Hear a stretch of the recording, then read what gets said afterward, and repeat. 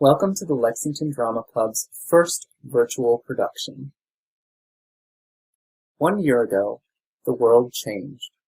The pandemic has forced us to look at our lives differently, reevaluate our priorities, and, in some cases, re-examine who we are as individuals and as a society.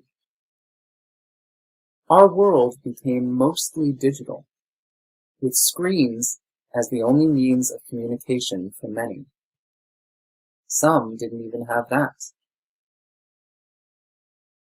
The arts are even more important than ever, providing both an escape and a mirror for life.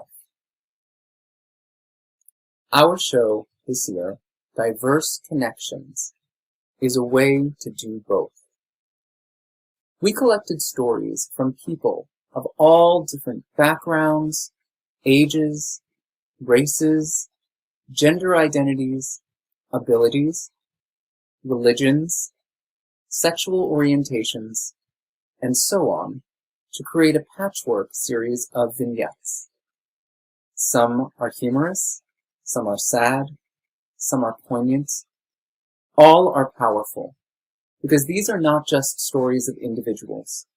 They are our stories as people.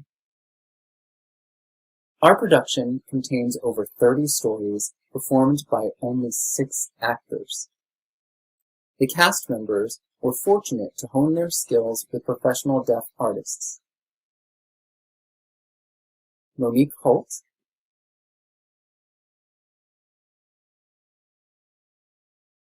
John McGinty,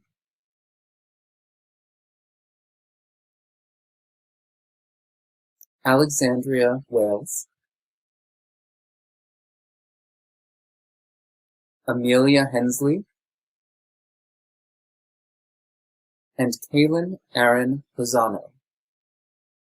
Thanks to the generous support of Reese McClelland and the Public Theater. The cast members themselves came up with the name Diverse Connections. We are different, and we may feel isolated, especially during the last 12 months. But we are connected to each other in ways that we may not even realize. Our hope is that you find some of yourself in the stories you are about to see.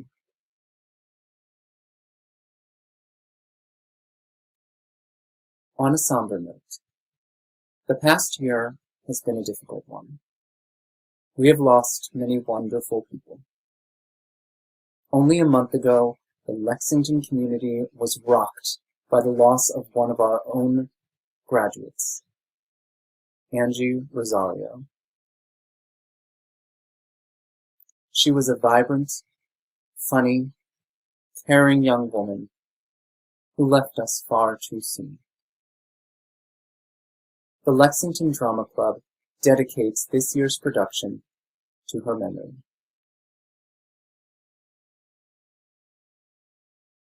We appreciate your joining us for this unique theatrical event. Please join us again on Sunday, March 21st at 2 p.m. for a panel discussion with the actors and contributors. Now, sit back and enjoy Diverse Connections.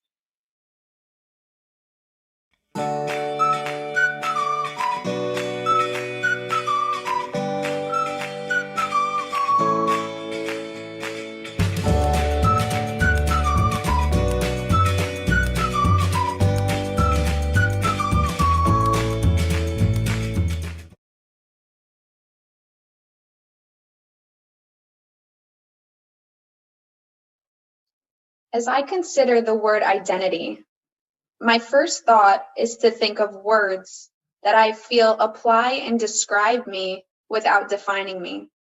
The reason being is because I find that identity, just like life, is in a constant flowing motion, evolving through the times, and we constantly shed parts of ourselves and or make room for new parts of ourselves as we learn and evolve. I didn't always understand that identity is fluid, and I used to allow other people to try to give me labels or put me inside a box.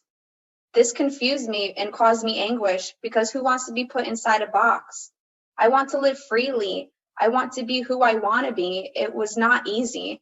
But eventually, and even now, I'm constantly working towards becoming the person I was meant to be and is defined by me and not by others. If you were to ask me now, how would I identify myself? I can acknowledge the intersectionalities of who I am. These are all the layers and parts that I feel I connect to and how I relate to the world. So how do I identify myself?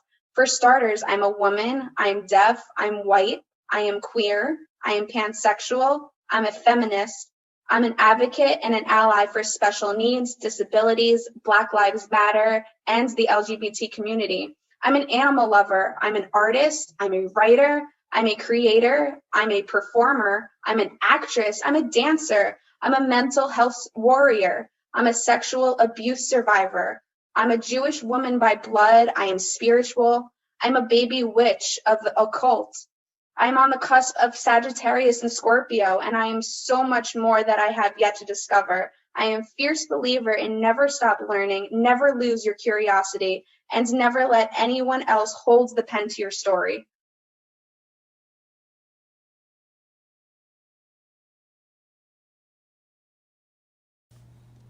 I have never liked taking naps. I don't understand why people can't just sleep at night instead of in the afternoon.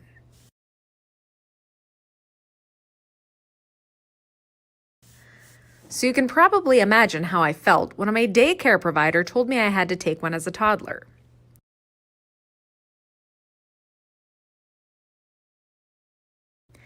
Day after day, I was dragged kicking and screaming into a dark room with nobody but a few toddlers' sleeping bodies to keep me company.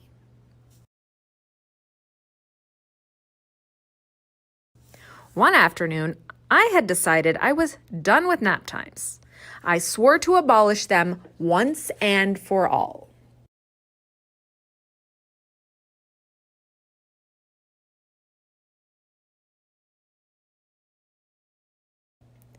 I staged a protest by climbing out of my crib and screaming for the freedom of my imprisoned brethren.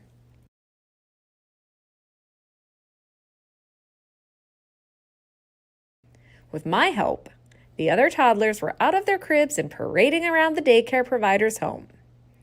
I was so proud. I had finally ended the treacherous practice of nap time.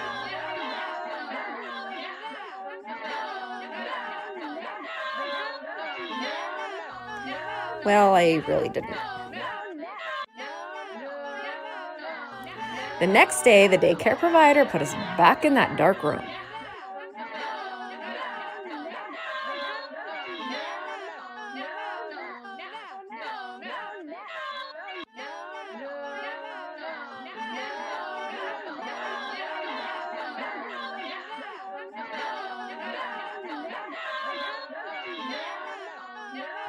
As soon as I was put into that disgusting crib, I slipped out again.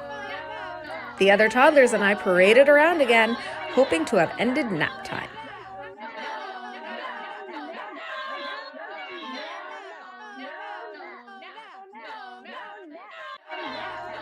This went on for roughly a week until the daycare provider found out I was leading the nap time disruption and swiftly terminated my enrollment.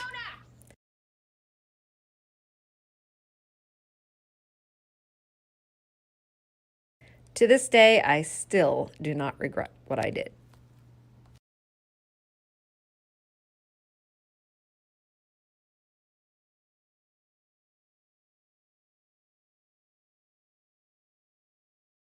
I love coffee. I love everything about it. I wake up thinking about it. I think about it when I'm tired.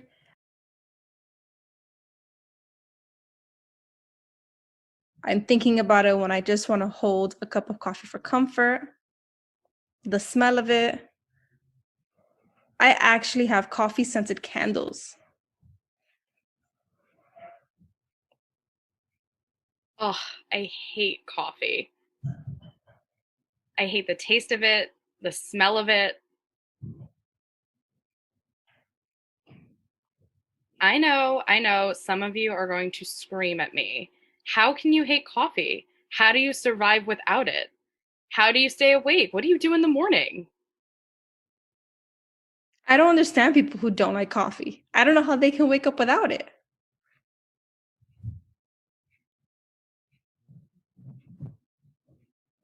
I I wake up. I guess I never started my day with coffee, so I don't know what it's really like to be deprived of coffee. I didn't grow up with a household with coffee. My parents didn't drink it. There's no comforting, warm feeling associated with drinking the bitter drink. I did grow up in a house of coffee drinkers, big coffee drinkers. I would rather sit in a noisy Starbucks to get my work done just because I know that I'm going to smell freshly brewed coffee the entire time.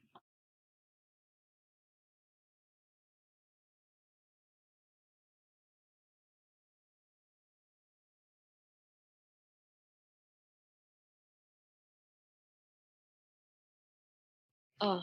Starbucks? Ugh. You can imagine how happy I was when I applied for a job at Barnes and Noble thinking I'm going to work with books, only to end up getting hired for the Starbucks cafe. I worked there for a week. This is where I learned the difference between a latte and a cappuccino. This was where you put the steamer. If you put the steamer in the bottom of the mug, it's a latte. If you put it at the top, it's a cappuccino.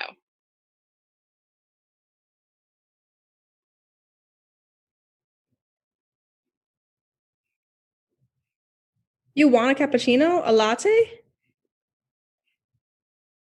My brother probably has around $2,000 worth of coffee machines. Fresh out of Chemex.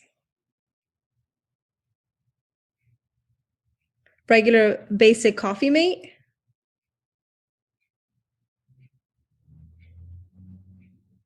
Mr. Coffee. We've got you covered.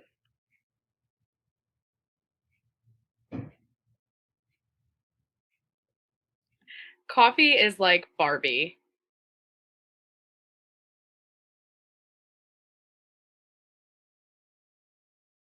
She has so too many accessories and changes her name based on her outfit. Over a decade later, I was lucky enough to marry someone who dislikes coffee.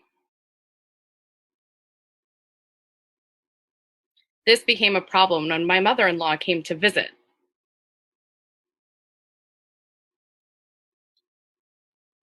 I was sent to the store to buy some coffee.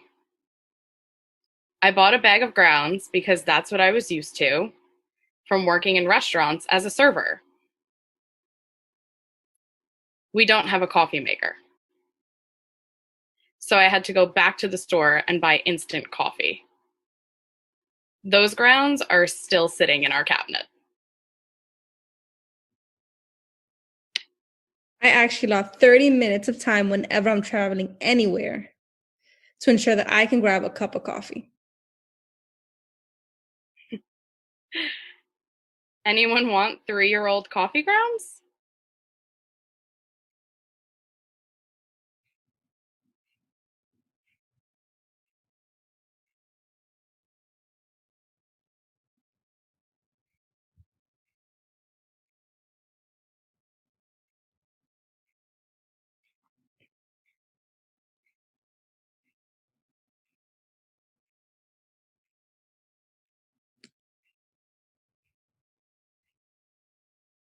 It's wonderful.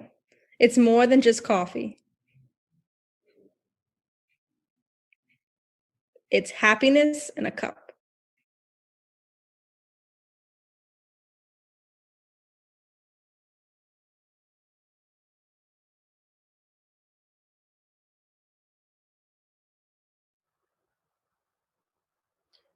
I didn't pass the placement exam for advanced algebra, and my mom didn't care.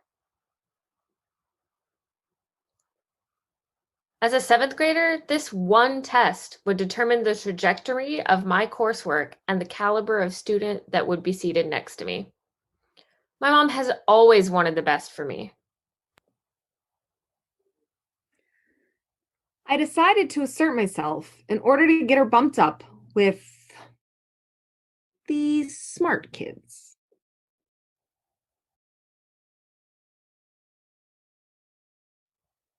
The problem was, she never asked me what I wanted or considered the challenges I would face as a result.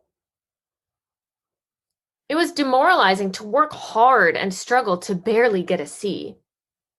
My mom suggested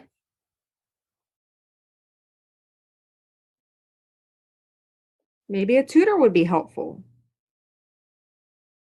Our neighbor used to be a math teacher.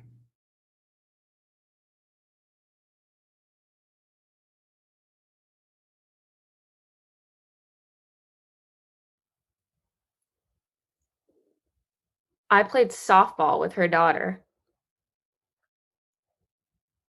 I would start going to her house twice a week after school to brush up on my algebra, and I just didn't care.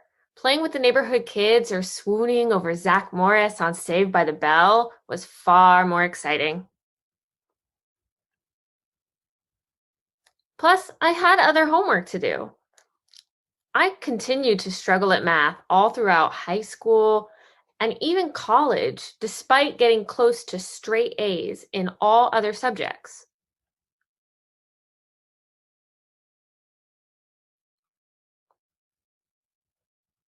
I was never able to dig myself out of that hole that I had been put in.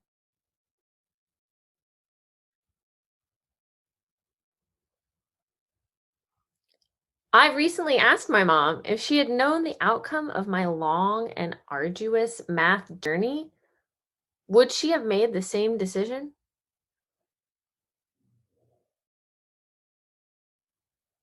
Yes. Thanks, Mom.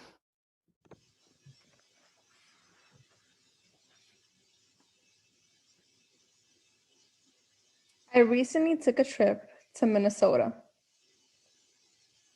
And I met a few people. We were having conversations, getting to know each other.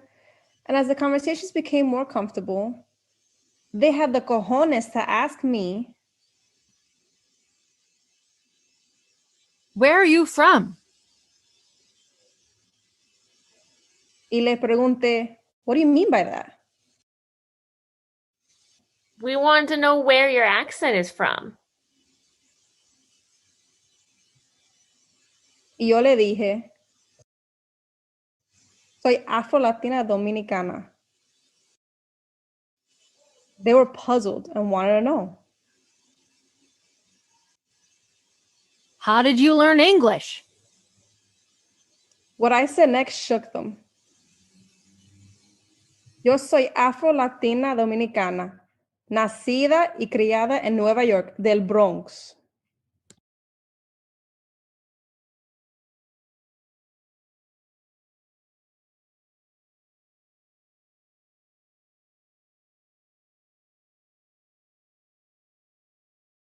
Once upon a time, in a country called Syria, I was born and raised. My childhood had a lot of enjoyment and happiness. I grew up without a father, but my mother meant the world to me, and I miss her so much.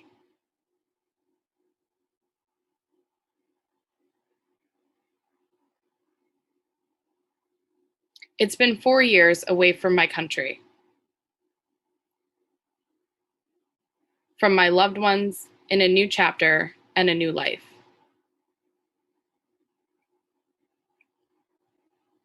It's been 4 years since the last time I waved at my past and moved to the future. Since March 2011, Syria has turned from a delightful place into a place of sadness, despair, and war.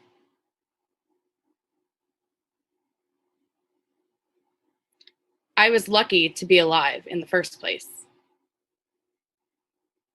After 5 years of war, it was time to move to a whole new world.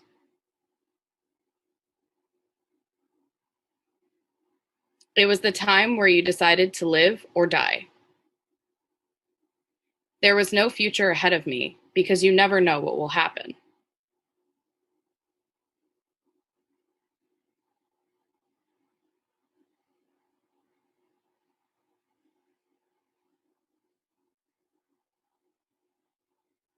I decided to move for better opportunities, better education, and a better life.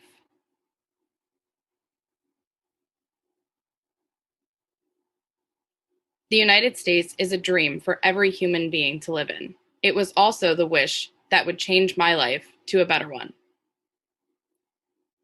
I would finally live with my father for a while. On May 25th, 2016, the airplane landed in JFK Airport, where my father and sister were waiting for me and my brother. The new chapter of life began on the first day in New York, United States. I was shocked and surprised at this city and the country were so different from what I had been used to seeing and living through in Syria. It looked too bright, shiny, and incredibly stunning. I got so excited in my chest for what was coming. As I enjoyed my first summer with my family, the school year was approaching. So I decided to attend high school to learn a new language and get my diploma. I started school and saw how positive and effective it was for international students. Also, how it prepared them for real life. Despite the great experiences I had at school, life wasn't easy and it was beating me up. The routine, sometimes feeling lonely, ignored by people in your life, was hard.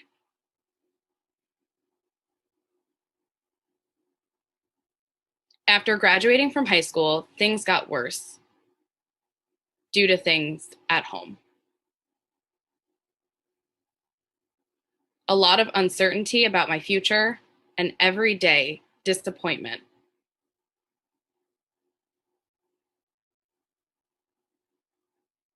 And negativity all over the place.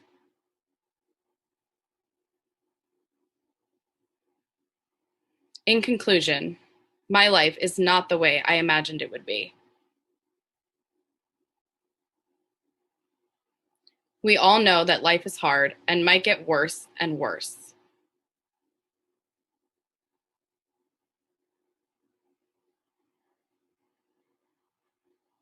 I was lucky to move away from the war, but that doesn't mean it will be the place that I stay and will be happy for the rest of my life. Therefore, I believe that God will bring a lot of happy days and better ones, because there is hope as long as we are still alive. Overall, change could be terrifying and uncomfortable, but worth the try anyways.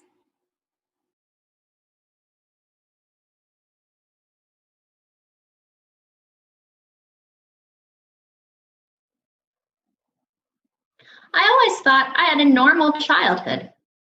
You know, grandma's cookies in the morning, adventures with my cousins at noon, and storytelling nights with my aunties. Now that I'm 18 and I can go back and actually analyze situations, I can tell that the word normal isn't quite perfect to describe that mess. Don't get me wrong, it was in fact very interesting to live in a daily war. I'm a member of an Italian-Venezuelan family. My memories are examples of the differences between my mom's family and my dad's family. I remember some days I would wake up and the first thing I heard was my grandmother. Stelio, sono in ritardo a scuola. Even though it was 5 a.m. and we were supposed to be in school at 7 a.m. Some other days I would wake up to my mother shouting. Mira, se te pegaron las sábanas al cuerpo, ¿vale? Parece.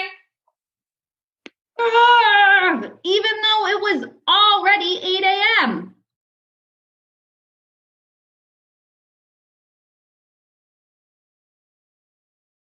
I remember that spending the day with my grandma meant hearing her singing the opera version of Queen songs, baking bread, and eating pasta the whole day.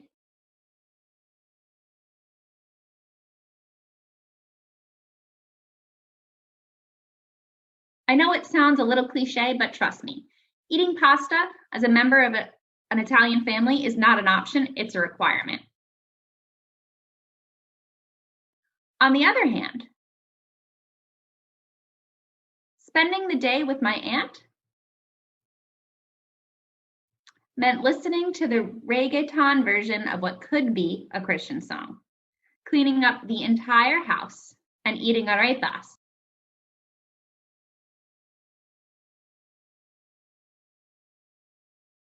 Again, not an option if you are Venezuelan. You eat arepas.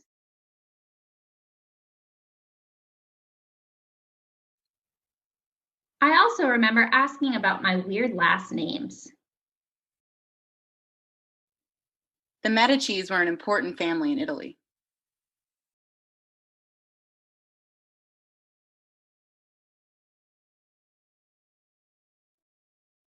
That's how it was with my dad's family. So different from how it was with my mom's. Every time I asked my grandpa about the story behind our last name, he would just say, I have no idea where that name came from, but you have to admit, it sounds kind of cool, right?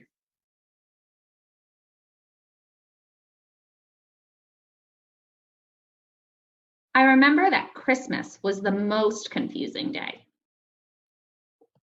We were supposed to spend the day with both families, but not in the same house. Yeah, different houses. It was 7 p.m. and I was eating a huge piece of lasagna at Grandma's. And then at 9 p.m., I was eating another huge piece of not lasagna, but every type of food that my aunt cooked. And don't even try to say I ate at my grandma's house. That would make her want to put even more food on your plate.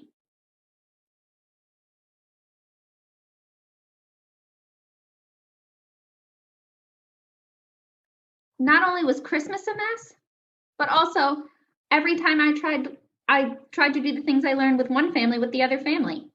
One time I was at my grandma's house, eating pasta as always. But like my aunt does, I decided to put mayo on my pasta. I have no words to describe my grandma's reaction, but I can tell you that my father still makes fun of that. There was also a time that I was at my aunt's, and while we were cleaning up,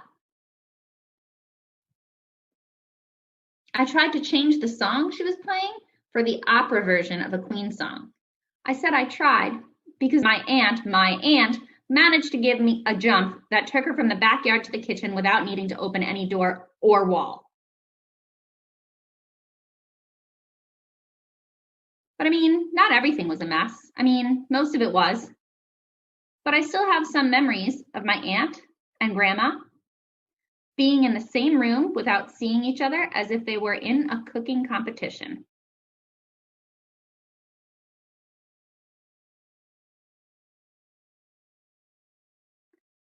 On my birthdays, they would just talk and laugh and talk and laugh.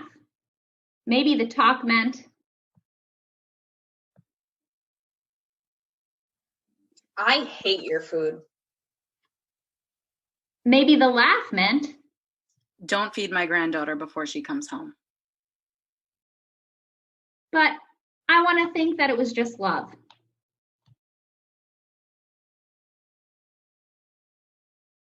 I could write 100 different books about the differences between the two parts of my family. But I'm glad to say that thanks to those differences, I mean, I can't say I had a normal childhood, which is beautiful.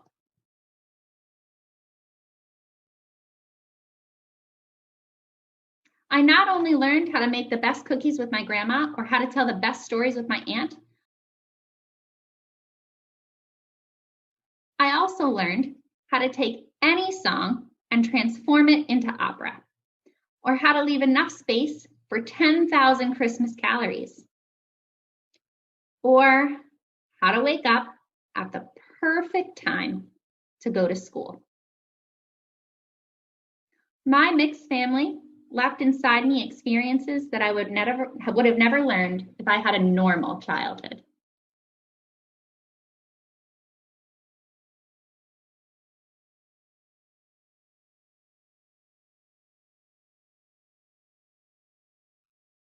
Hey everyone, let me tell you a story. So I grew up in East Brooklyn, East Flatbush to be exact. That particular area had a large Italian population. Not only Italian, but Puerto Rican, Irish, Jewish. So my home was between two larger homes. On one side, there was an Italian family, full Italian. Spoke Italian, 100% Italian. However, the children spoke both Italian and English. So I'm deaf, and I'm the only deaf person in my family. So one day, Sunday, I invited myself over to that Italian family's house to eat with them.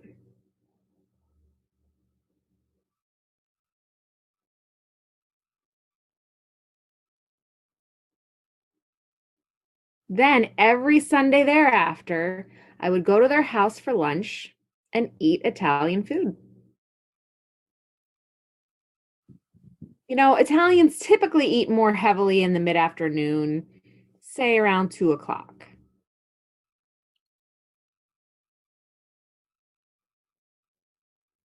My family, on the other hand, every Sunday would typically eat pastrami, meat, steak, whatever kind of meat. Aren't you hungry? I just kind of brushed it off and I continued to go over to the Italian family's home. I really, really enjoyed it there. I loved their food and their family. And I continued to go back there every Sunday for years and years and years.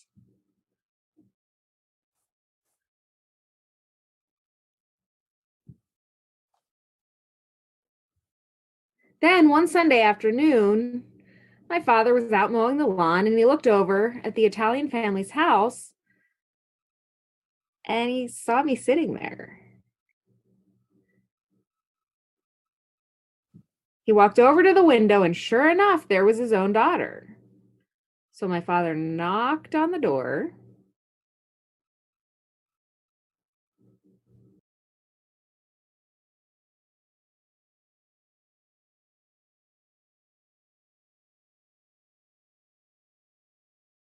My father tried to figure out the time frame and realized this must have been going on for 5, 6, 7 years. My father profusely apologized. Sorry. Oh no, we're happy to have her. We got along great, me and that Italian family. My father's mind was blown. True story.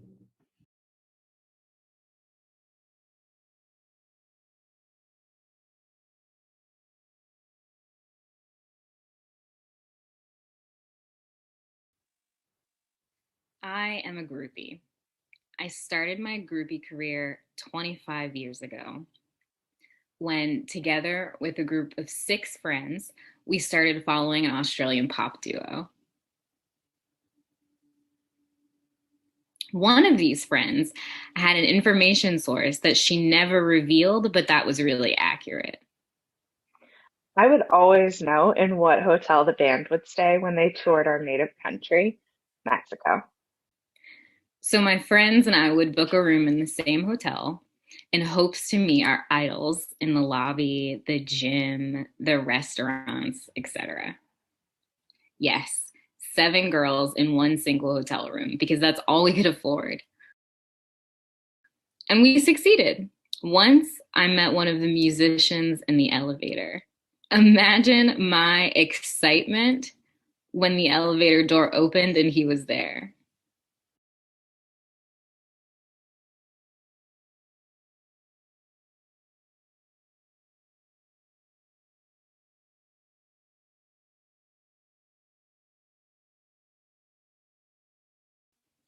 I took a great photo with him.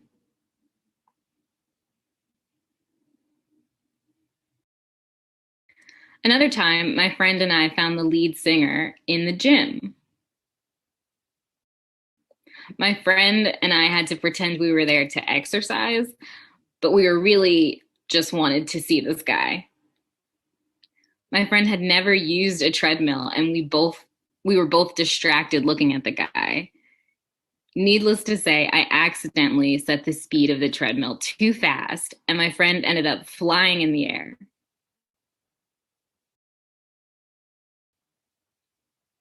Yes, our idol looked at us like, what the heck? Hey, at least we caught his attention. Another time, in another city, my same 6 friends and I were having dinner in another hotel's restaurant after a concert, again hoping to have an encounter with our idols. Turns out the lead singer came into the restaurant with the band. We didn't want to bother them while they were eating and just looked at them from a distance. When they left, my friends and I ran to the table they left to fool around with the glass and the napkins the singer used. And to our shock, the singer came back to look for us to say,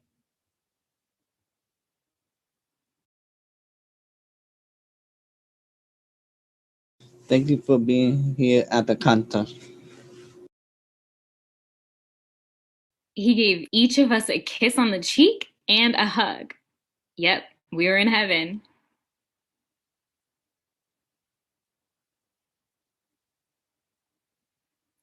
I continued being a groupie all my life. I ended up following 2 European rock bands traveling throughout the US, the UK, and Finland, just to meet them. I always achieve my goal and have photos with all of them. I made new friends when meeting other groupies from Mexico City, in London, and Helsinki. Even though now I'm the mom of a soon-to-be teenager, I'm still a groupie. I'm now a glambert. That's what Adam Lambert's fans are called. And I'm happy I was still able to shake Adam's hand last December during the last concert I could attend before COVID. I treasure that moment. I'm forever a groupie, always passionate about my favorite singers and musicians. But the very best part of being a groupie is I have made the most beautiful lifelong friends through our shared adventures trying to meet our idols.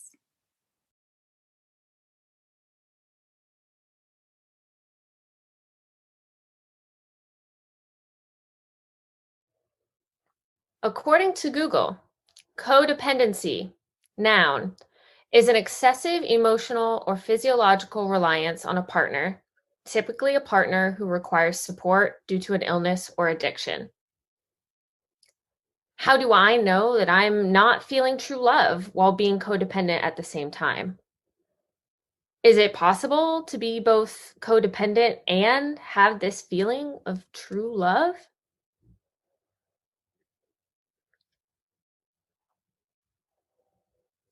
You see, my partner has been addicted to alcohol for quite a few years now.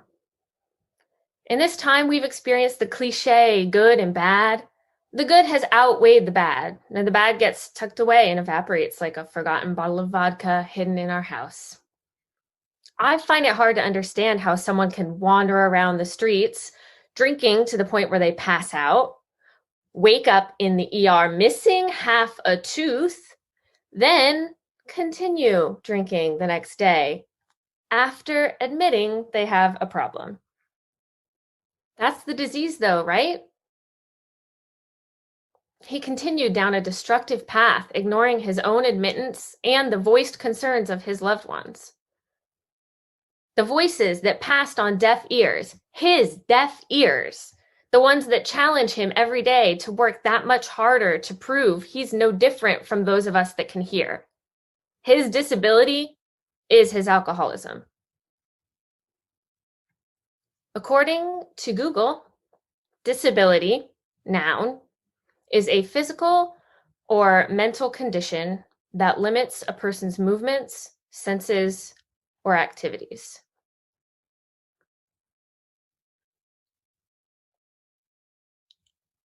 As a bartender, I now find it appropriate to call any and all drunk humans at my bar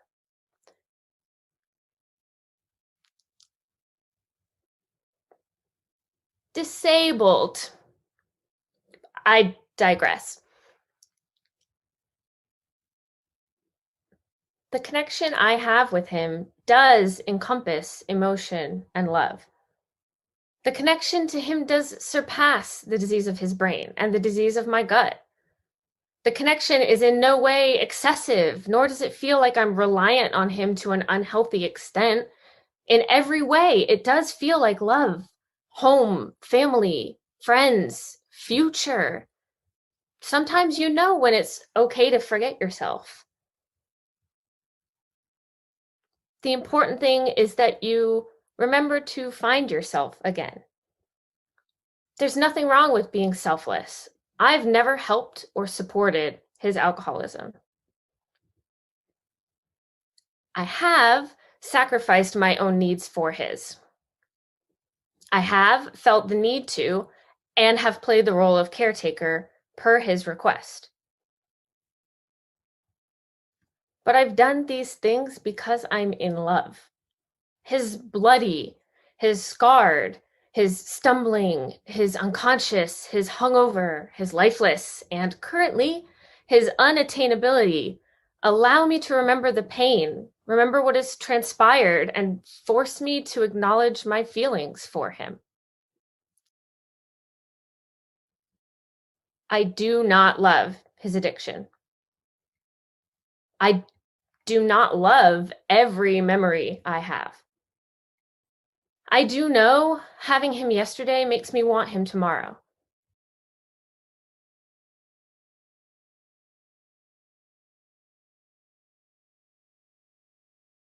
I do know that if his addiction ever completely consumes him, true love will not be enough to keep me in his arms.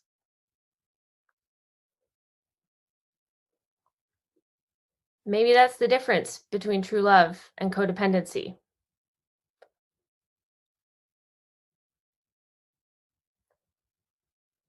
According to me, true love, noun, having the feeling of complete happiness and dedication to another person, being able to understand each other and care deeply for one another, being aware that communication, support, help, trust, and a desire to grow together are essential to a positive future. Knowing that my walking away doesn't mean I don't love you. It means I love you too much to watch you destroy your life.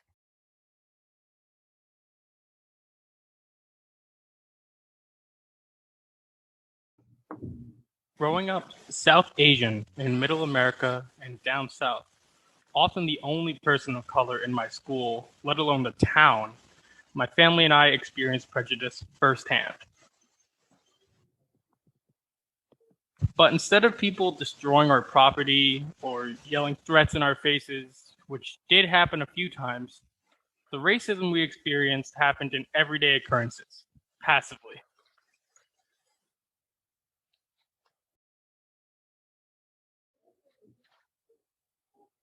For instance, when we stayed at hotels on road trips, my family would always be given a room next to the ice machine, elevator, or the very top floor in places with only stairs. Every time.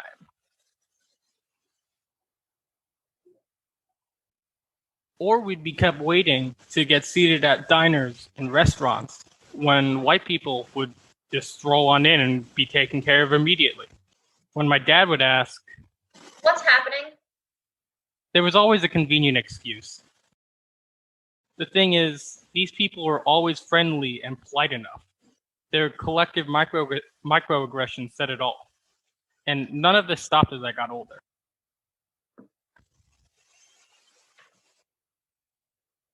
Whether as a musician, a band tour manager, or solo traveler,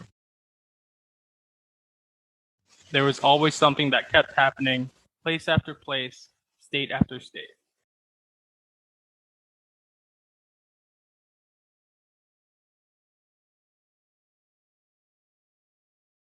Gas stations, diners, and other businesses would deny me entrance with,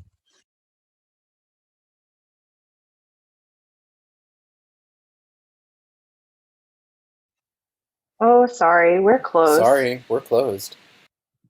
when clearly they were not. There would be people inside, shopping, people eating, people coming in and out, and yet they were closed. If I was with a band, I'd send in one of the white dude bandmates to get things taken care of. Not surprisingly, those guys would get us a table or motel rooms with zero problem. Even Andy, the bass player for a heavy metal band with dreadlocks down to his butt, bloodshot eyes, covered in tattoos and piercings, and always smelled of day-old beer and cigarettes.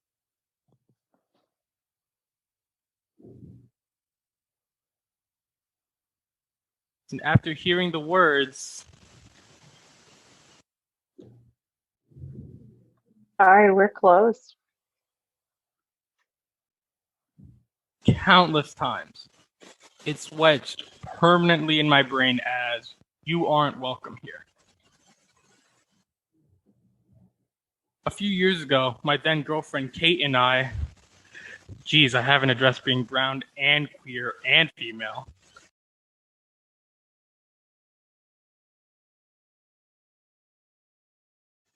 We were on a road trip from Atlanta to New York. We did our best to make stops in bigger cities to lessen our chances of being messed with. But after several hours of driving, we needed to stop for food and gas in a small town in Virginia.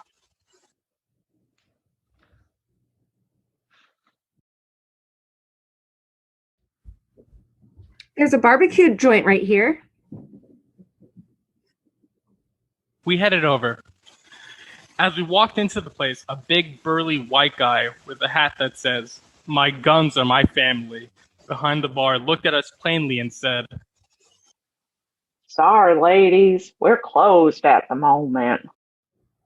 Normally, after being conditioned for years, I would have just shrugged and said, "No problem," and tried to find another place. And I'm not sure why, but not this time. I lost it. Listen, I fucking get it. You don't want me and my girlfriend at your establishment. Just say it. Closed, huh? How convenient. There's not a single person here and you can't seat us? Well, fuck you. We wouldn't want to give you a cent of our money anyway. Hope you and your place go to... And at that moment, an older burly guy emerged from the back, wiped his forehead, and said to Second Amendment burly guy, "Well, bad news, Bill. You got a hell of a break back there. Them pipes ain't gonna be working for days. Hi, girls. Someday y'all pick to eat."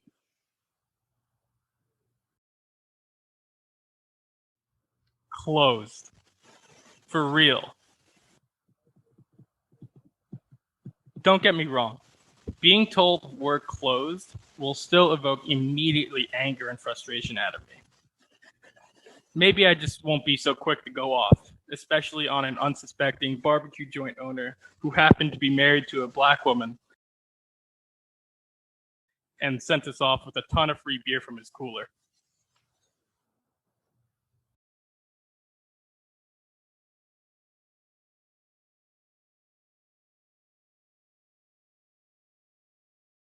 This pandemic was supposed to be the hardest time of my life.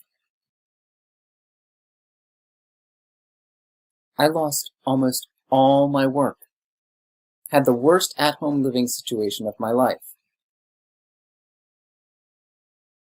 had to cancel trips visiting my family, and it has been almost a year since I've seen any of them now. Some much longer than that, too.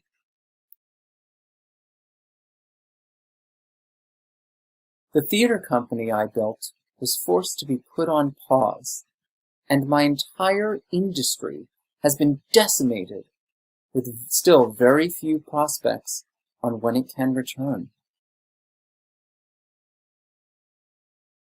For the first time in my life, I was looking at my planner and there was nothing there, just nothingness. While this has been heartbreaking, I weirdly think this is actually the happiest time of my life. How can I say that? That doesn't make any sense. Well, let me explain. I think we forget how many arbitrary rules exist in our society sometimes. When you are supposed to speak and when you are supposed to be quiet. What it means to be a man, what it means to be a woman, what you are supposed to believe, what you are supposed to achieve by a certain age, and so on. But who made these rules? And who gets to be the one that decides them? As a gay person, I never quite fit into the rule book. Some things about me broke these fictional rules, and that makes you question the whole system. Then the pandemic hit. A complete tragedy, and heartbreaking to see the effects on the world, but at the same time, it was the first time in my life I saw the rule book being thrown out by everyone, at least temporarily. What's the pursuit of happiness when you can't go to work, can't see your friends, when danger could lurk around every corner? When what was considered obvious yesterday makes no sense today. I saw the world scramble to understand what the world looks like without the rule book. But in a weird way, I had a head start. And I finally, truly, fully came to terms with the fact that the rule book doesn't matter. I will love whoever I want to love. I will wear whatever I want to wear. I will do what I need to do to fill my days with joy and happiness. I will be a man in the way that makes sense to me, not how other people have defined it. What makes me happy today might not be what makes me happy tomorrow, and that's okay.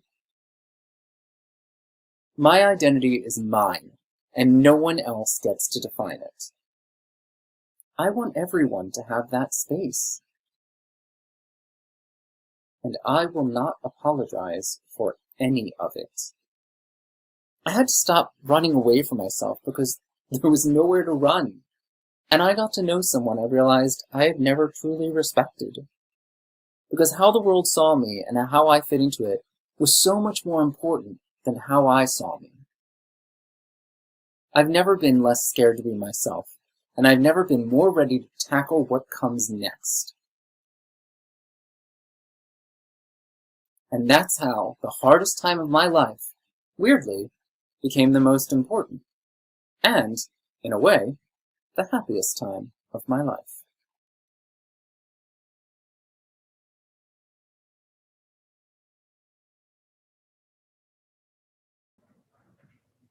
Hi. I am one of 3 deaf family members. So when I was growing up, I signed with my family.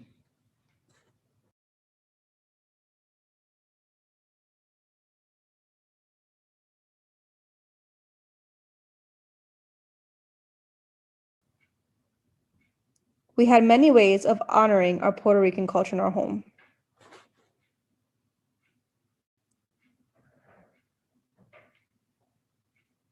For example, we use a pilón to make tostones, fried green bananas. We also displayed the Puerto Rican flag outside of our home and in the windows. We even had the flag on the car.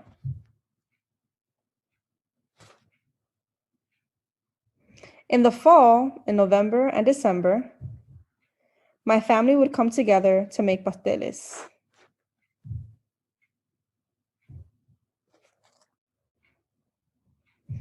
We made both vegetables and meat pasteles and freeze them for the coming months.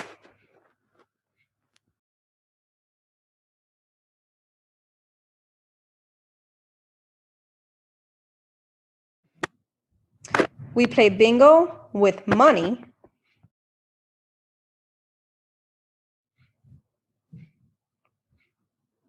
When I was younger, 5, 6, 7 years old, my grandmother flew in from Puerto Rico, and my aunt visited my house, and we played bingo.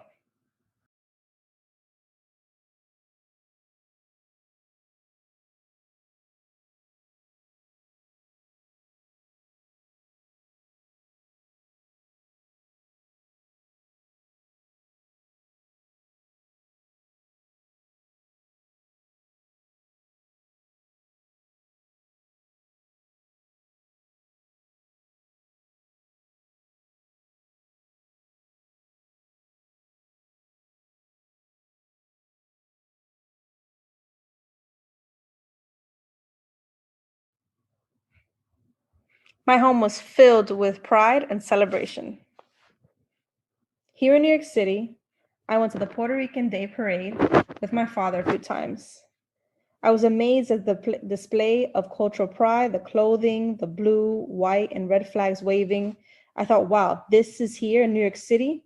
When I went to school, I expected to see the same sort of pride. But I was disappointed to realize that my experience growing up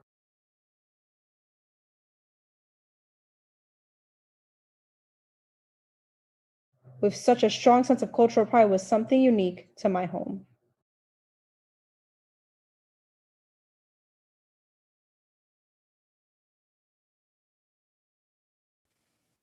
For most of my life, since I can remember, I've opened my eyes every morning feeling sad.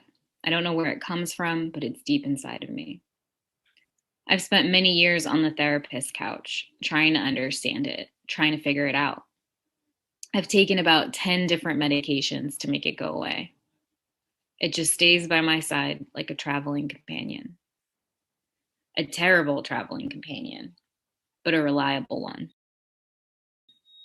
It never leaves me alone. I've known for a long time that I've got depression.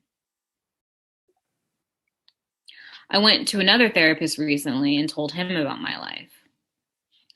I said it's hard to have friends and relationships. Only a few people can understand how I am. Most people at first try to help or rescue me. If I'm feeling blue on any particular day, a friend will ask me, "Why are you sad?" But I don't have an answer. "Let's go out for a walk or get ice cream." I don't feel like it. You don't even want help. You don't want to feel better. You just want to wallow in sadness like a pig wallows in mud. Some friends have said, "Snap out of it, right now."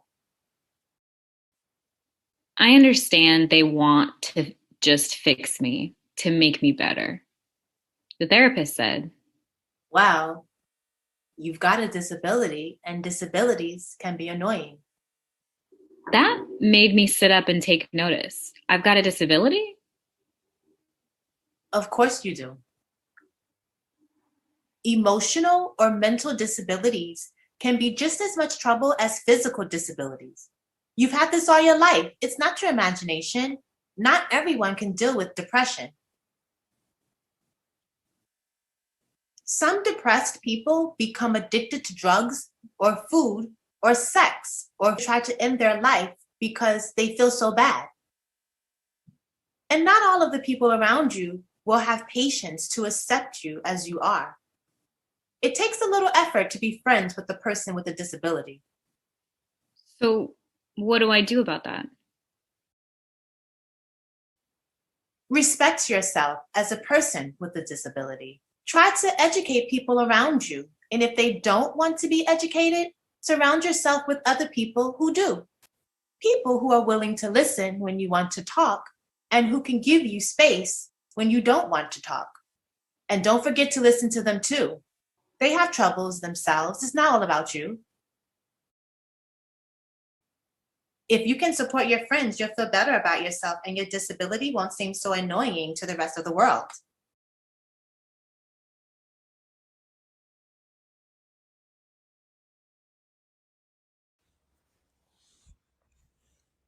Hi there. I'm originally from Arkansas, and I am mixed race. My mom is white, my dad is African American Black. Physically, I have brown skin and dark curly hair. So, if you were to just look at me, based on my features, you'd probably assume that I'm Black. I also have a younger sister, and she is very similar in her appearance. Our mom was the most active parent in our younger lives.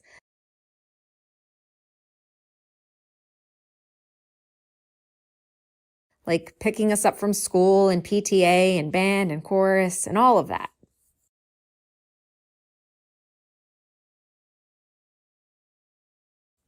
She was the parent that was doing all of the running around outside of her job. Very often, our mom was the only parent that a lot of folks would meet.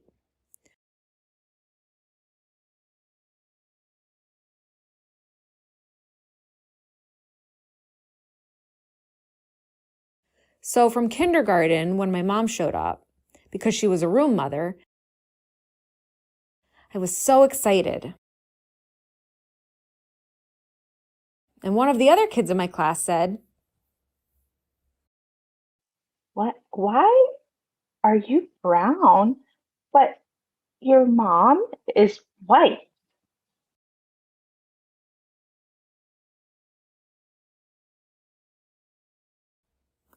From that moment on, I've been very accustomed to explaining to people that, no, this is indeed my mother, even though she may not look just like me. So I said all of that to set up this story. We were very active members of our church, and one of the things that we did every year was go to summer camp.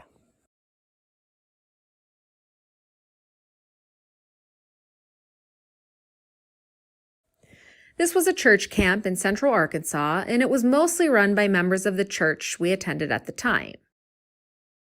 The counselors, the kitchen, the director, all of that.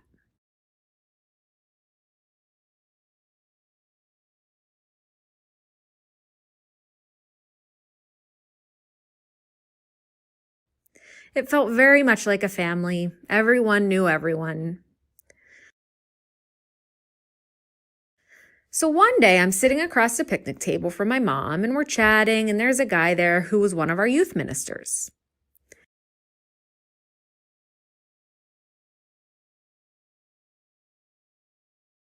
Now, we had known him for several years.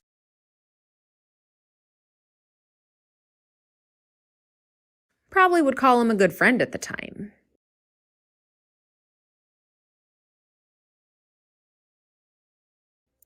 So we're chatting about, I can't even remember what. And after several minutes, my little sister walks up and stands behind my mom and wraps her arms around my mom's shoulder and gives her a hug and just kind of hangs out there with their heads resting side by side. The youth minister got really quiet, and after a few beats, he said to me, "Who's your mom?" I looked at him and slowly pointed at my mom, who was sitting across from me. And his brain exploded, because after all the years he had known us and definitely had seen the three of us together, he had not put together that this woman was my mom as well as my sister's mom. We spent the next several minutes laughing about that.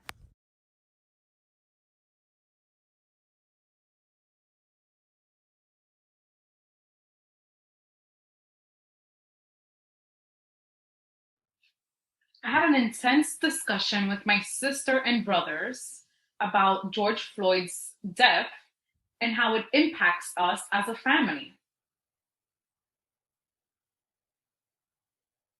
I have family members who are Black. My sister-in-law is Black. My other sister-in-law is also Black. My nephews and nieces are half Black and half Latino. My brothers explain about their fears and concerns for their children. We understood where our brothers' fears and concerns come from. Until that moment, my sister said the phrase that I will never forget. Do you realize we are Afro-Latino? It hit me. I was speechless and realized, holy crap! Yes, I am part Black, and it makes sense because Puerto Rico came from African descendants. We decided to mention that part to our mom, and our mom's reaction was, No, no, no, no. We are not part Black. No, no, no.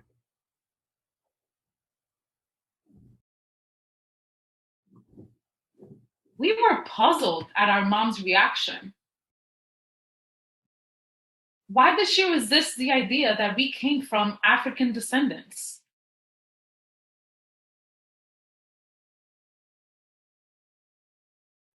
We were disappointed with our mom's reaction. We knew our mom wasn't the type to be racist, but in that moment,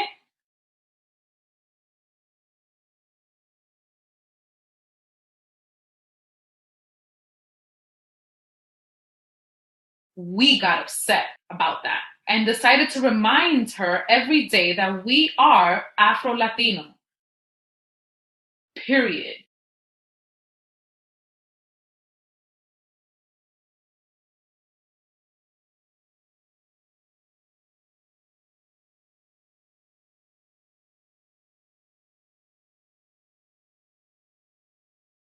My wife, Mary, and I met as dance majors in college.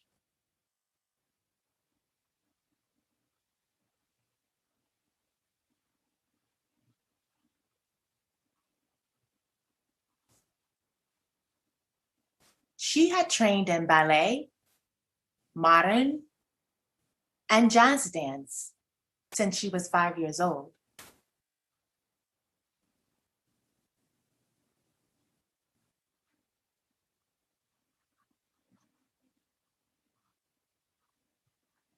I was a high school athlete and didn't start dancing until college, but I was a quick study.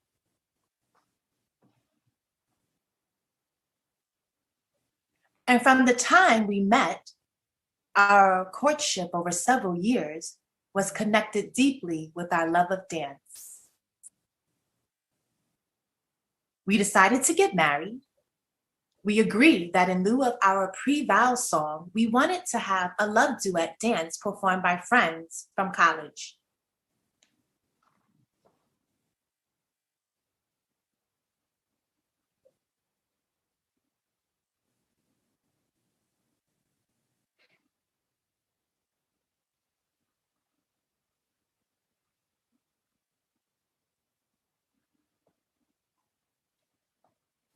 When we expressed our desire to have the duet performed to the priest conducting our ceremony, he got red in the face and his cheeks puffed out. I thought his head might explode.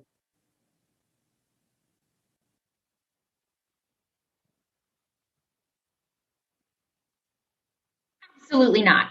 There will be no dance in this Catholic church, and definitely none during a sacred ceremony.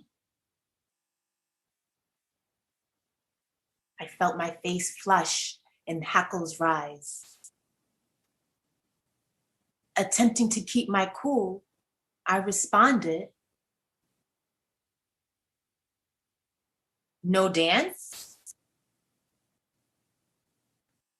Well, what do you call the procession you do every Mass? It's movement. It's choreographed and performed exactly the same way every time." That is ceremonial, and there's no use in discussing this. There will be no dance. I really didn't want this priest to marry us now. We left that meeting extremely frustrated. I immediately stated, let's get another priest. You don't get it. It's not our decision. If we get married in this church where I grew up, we take the priest assigned to us. We're stuck with this one.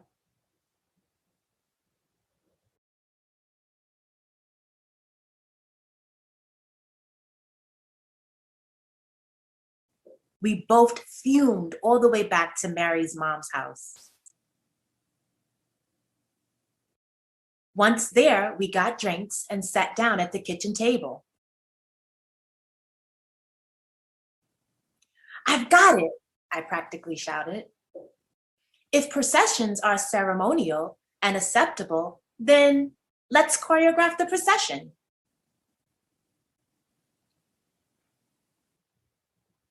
What are you talking about? The procession is walking in. It's standard.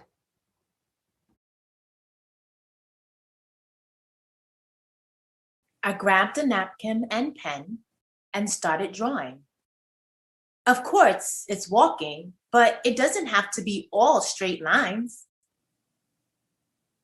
We can build patterns, change direction, maybe throw in a few turns. My first drawing had each of our 3 wedding party couples arriving in the altar and breaking off into separate circles and continuing to circle until all 3 couples ended in place. It's a good idea, but there's not enough space in front of the altar for those patterns. It has to be tighter. And keep in mind, our wedding party friends aren't all dancers. Yeah, my brother Fred struggles with the one foot after another thing.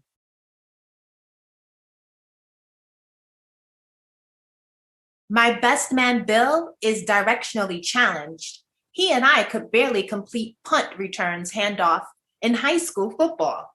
And my younger brother, oh my. Choreographing the procession is a good idea. We can make it work.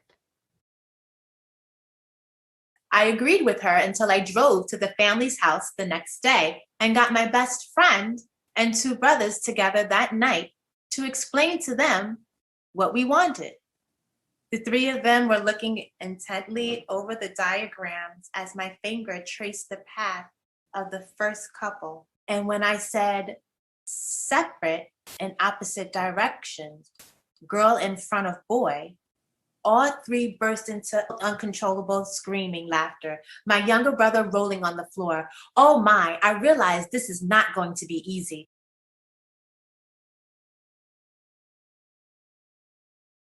When I talked to Mary that night, she said, I had much better luck with bridesmaids. Of course, 2 of them had been dancers, so that helped.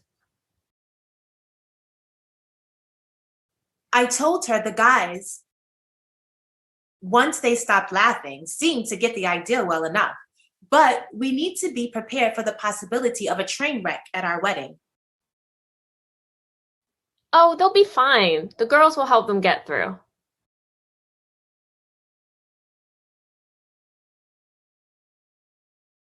Her confidence was inspiring, though completely unjustified. Our first opportunity for a run-through with all 6 was at the wedding rehearsal the night before our wedding. We had all of them arrive early to get acquainted, do a walkthrough, and rehearse a couple of times before the priest arrived. All seemed really nervous about doing this, except for the 2 in which we expected the least. Mary's sister, Kathy, with the Y, and my brother, Bill, with the Y. They seemed relaxed and composed. They were actually spending way too much time flirting with each other, so much for their concentration. The first walkthrough of the procession was smooth and all seemed clear walking slowly, marking their patterns. But the first run through with music was a train wreck. Instead of allowing Kathy, i.e., to cross in front of Bill, best man, walked into her. In turn, when stepping behind Kathy with the K, Fred locked his foot behind his left ankle, lurching forward, shoving Kathy off balance and nearly falling. The remaining two, Kathy with the Y, Billy with the Y, missed their cue laughing.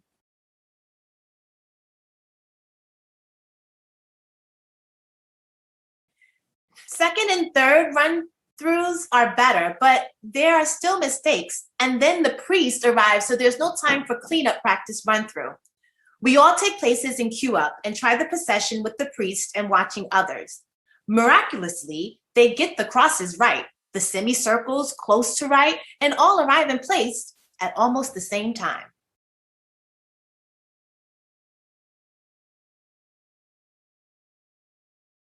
When we're in place, the priest looks up at Mary and me. Is all this really necessary? Yes!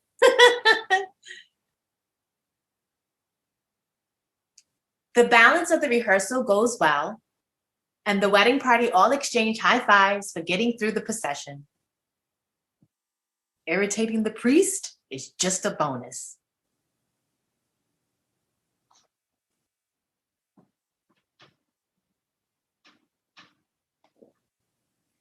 The wedding ceremony almost seemed anticlimactic, although it was nerve-wracking all day, worrying that everything would go as planned and nobody would fall down or knock someone down. As it turned out, the processional went more smoothly than we could have hoped. All finished in place at the same time.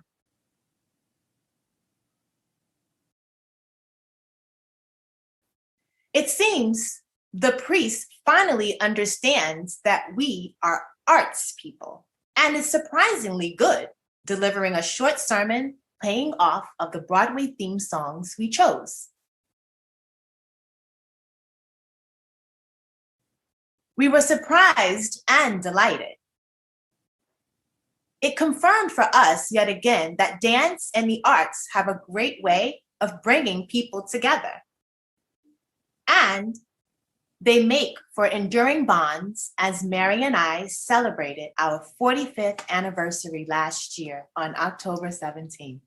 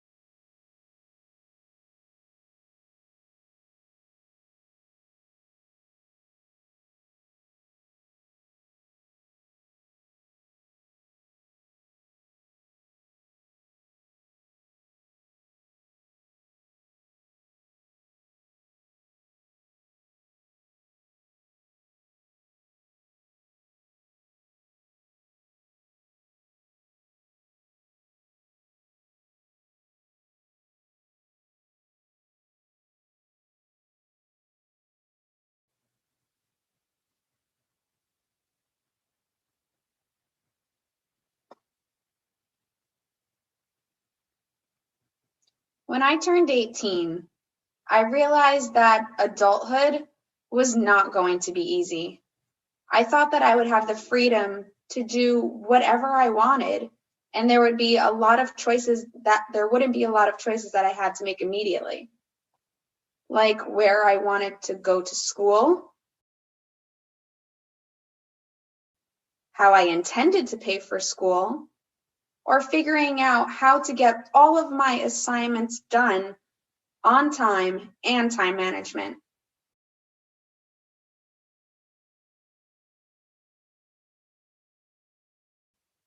I was just kind of stuck, you know?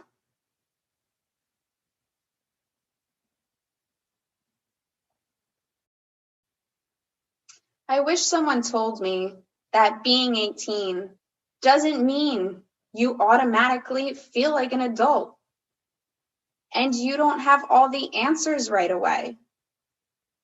Because I really thought that, like, you kind of turn 18 and then an instant wealth of knowledge gets thrown at you and you're good.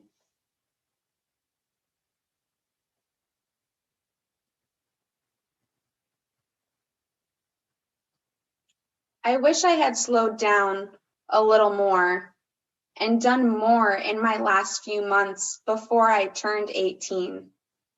Even though I was in quarantine and just baking and cooking 24/7, I wish that I hung out.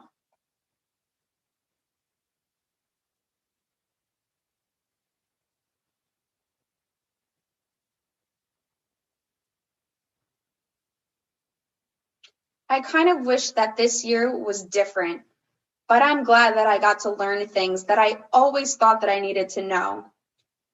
Turning 18 does not mean that you have everything figured out. It means that you've just begun.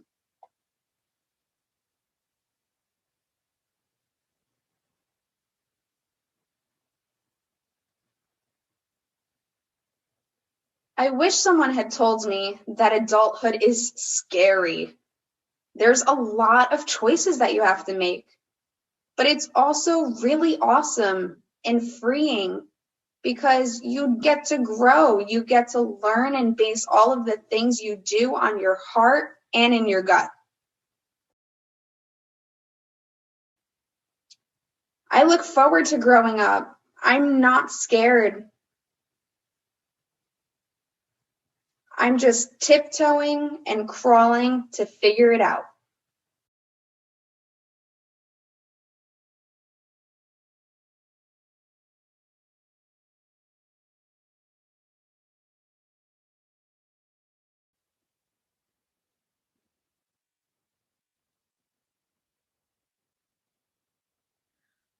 I don't like celebrating my birthdays. I used to when I was a kid, yeah, but at some point, as an adult, I started to dread them. And I'm not sure why.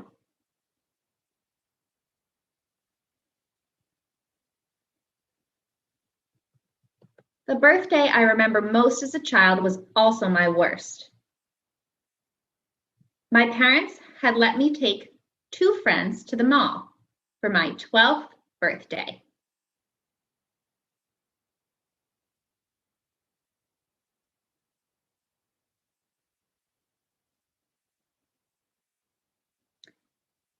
I know it doesn't seem like a big deal, going to the mall, but growing up in the Midwest, the mall was a big deal.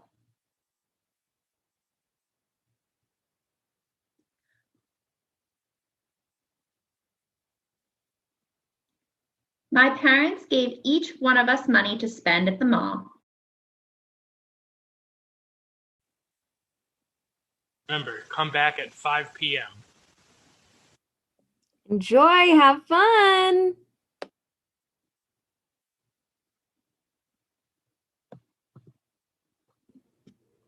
We were kids in the 80s, so we spent money on candy, junk food, and spent the afternoon just walking around the mall and being silly girls away from our parents. It was a rare feeling of freedom to do whatever we wanted. It was glorious. Somehow, in the course of the afternoon, we forgot that part of the birthday plans also included us going to dinner at a well-known restaurant. This was something my parents had been looking forward to.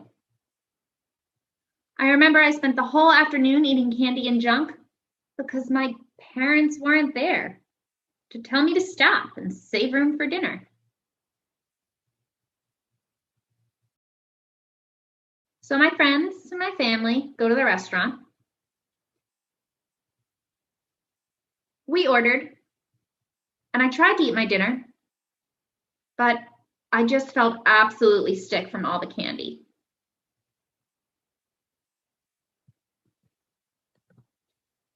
I couldn't eat a thing. I just wanted to lie down and go to bed. My parents were frustrated and didn't understand why I was so cranky. It was turning into a very unpleasant experience. Now, the restaurant is also known for its ice cream and birthday songs. I'm sure you know the type. Lots of clapping from the staff. Okay, folks, on the count of three. Everyone 1, 2, and 3. Happy birthday to you together. Happy birthday to you together. Happy birthday.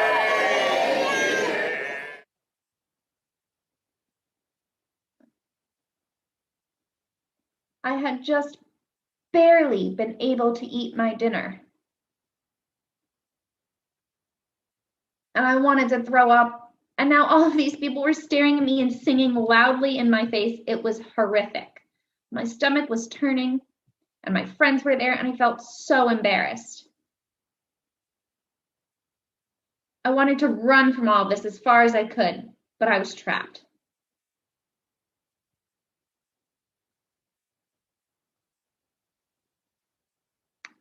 So I did the only thing I could do. I ducked down in my seat and hid under the table, and everything exploded. My parents started trying to get me out. My friends and my sister were laughing, and people all over the restaurant were staring at our table.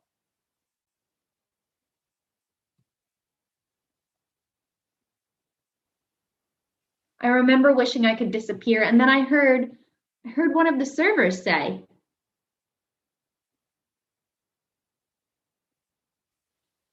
If you don't come out from under the table, you can't have your sundae.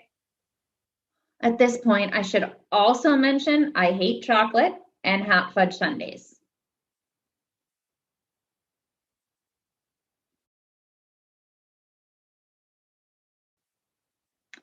I know that's weird, but that's me. So when the server said this, that was the last straw for me. It's my birthday, I'm sick, I'm humiliated, and everyone's mad at me, and I'm trapped under a table. So when that server said, if you don't come out from under the table, you can't have the sundae, I peeked my head out just enough to yell as loud as I could, "Fine!" and ducked back under the table where I stayed. The servers gave the sundae to my friends. My parents paid the bill, and we left the restaurant in an eerie, awkward silence. Everyone in the restaurant stared at us when we left.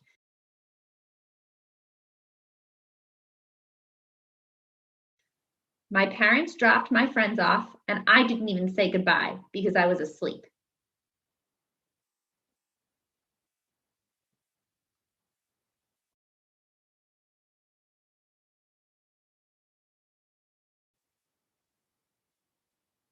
I woke up when we arrived home. We didn't talk about what happened the next day, and probably for years. Eventually, when I was in high school, my dad found a way to bring it up as a funny family story. And the legend of that 12th birthday has continued in my family ever since.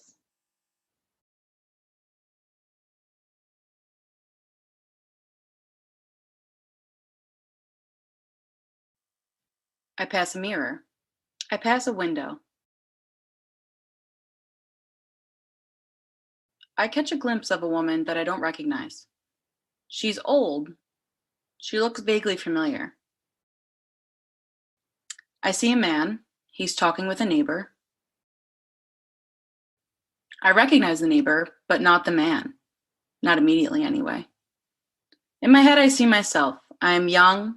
I am slim. I am pretty. I see the man. He's handsome. He is trim. He's athletic. He has a full head of hair. In my head, nothing has changed.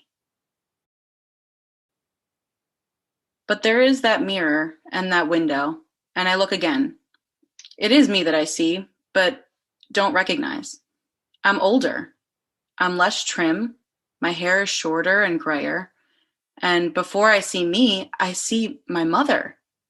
I'm becoming my own mother. My hands are hers. The skin is more crepe than it used to be. I have jowls. Don't get me wrong, I always thought my mom was very pretty, but I still see myself in my head. I'm young, no. The mirror and the window tell me otherwise. They tell me the truth. Like children, they say what they mean, and they tell me that my youth has faded and my face projects senior citizen.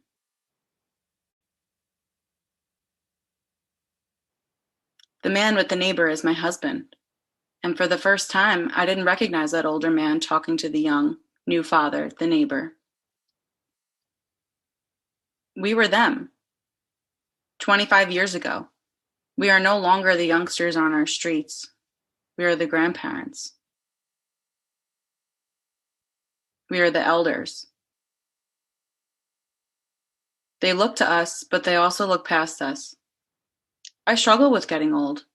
I try to remember that I also admire those who have aged and who have shared their life stories, their wisdom, and their activism. Am I vain? Maybe. Do I cherish getting older? Yes. Do I avoid mirrors? As much as possible.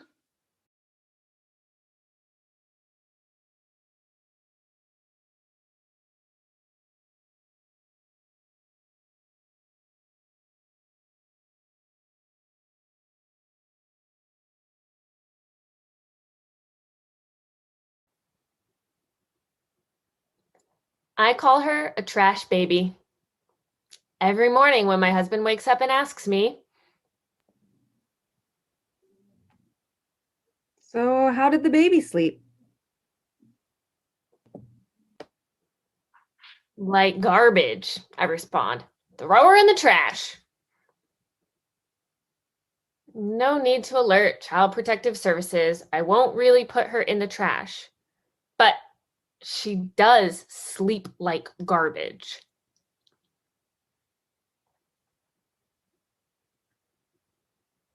I have never been so tired and sleep deprived in my life.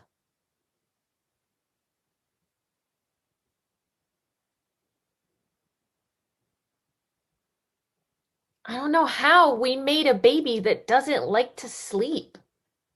I love sleeping. My husband's a fan. Where did this alien even come from? I thought becoming a mom would be flowers and rainbows and sunshine. You're glowing. Motherhood suits you.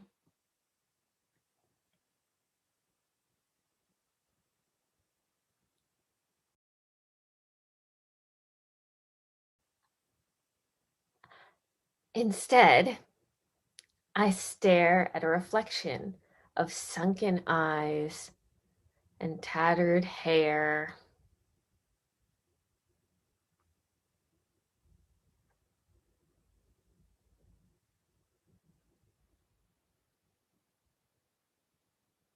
Is this shirt clean? When was the last time I showered? Do I even care?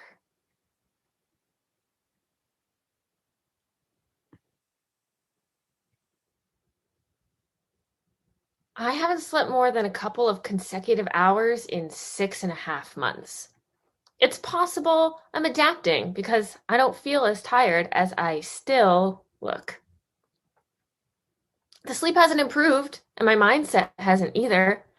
Yet somehow I've pushed past what felt like never-ending nights, stretching one into the next, dreading the sun setting, absolutely loathing my husband for the sleep he was getting that I was missing out on. What changed?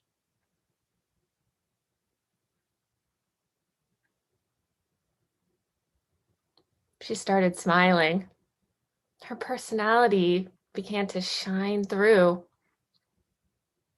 especially in the mornings. After approximately 652 wake-ups per night, she is up for the day. She starts her day with babbling, and it wakes me up again. I look over at her, and she smiles. Light pours from her face, and it melts my cold, exhausted heart. She has the biggest smile that is only meant for me, her life giver. I'm the best person in the world to her, and she's incredibly happy to see me in that moment of waking.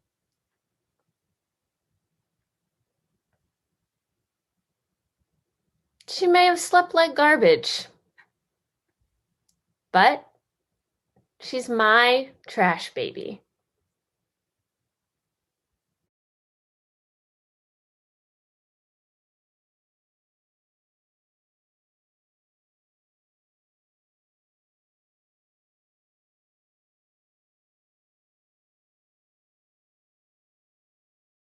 I was 7 when I learned that my sister and I had different fathers. I wasn't upset. I didn't dwell in dissolution. I didn't experience much. I just existed. The revelation came early in my journey to America. Like many other immigrants, the journey began in search of a better life. Opportunity, freedom, and the slew of optimistic adjectives attached to the concept. My journey had no coyotes at the border. It had no extravagant separation and loss of hope, at least, not for me. We boarded a plane in Panama, made a pit stop in Costa Rica, followed by another in Nicaragua. The American version of this, a drive from New York to Maine, with a rest in Connecticut, and one at the Massachusetts-New Hampshire border.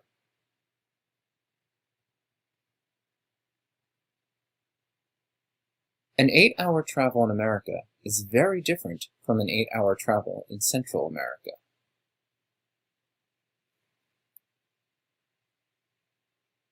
At the age of 7, I had never left my country.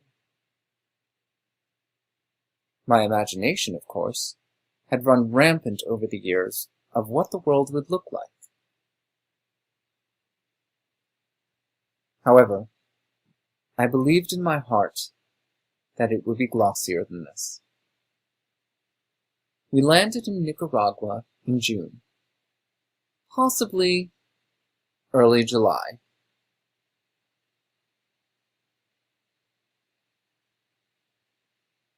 The sky was filled with humidity. Only a glimmer of the blue sky would peer through the cumulus clouds that weighed the heavens down, making it believe that touching them was attainable. I could feel the sweat form on my skin, and just as quickly it would evaporate. We stood there waiting at the curb.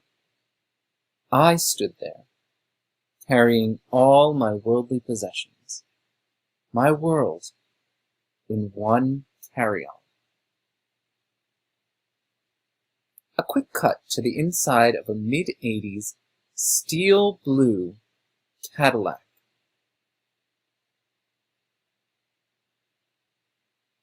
My grandmother beside me, my sister in the front seat.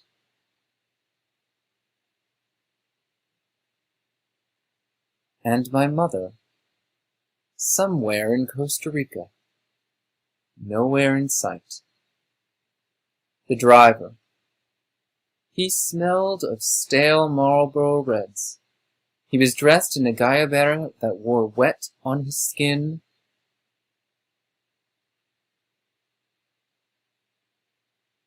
same as the shiny black comb-over at the top of his head. He spoke to my sister as if he knew her.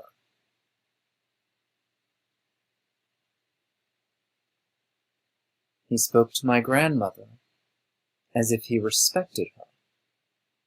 He had a familiarity that I didn't have with either woman. He didn't say anything to me.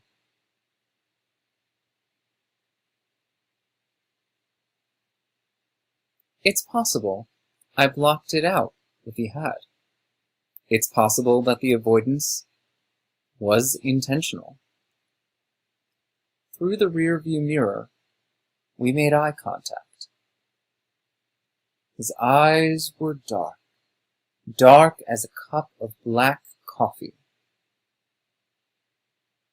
Bitter, glossy, heavy, with enough energy to revive the dead, but strong enough to leave you overwhelmed with emotion.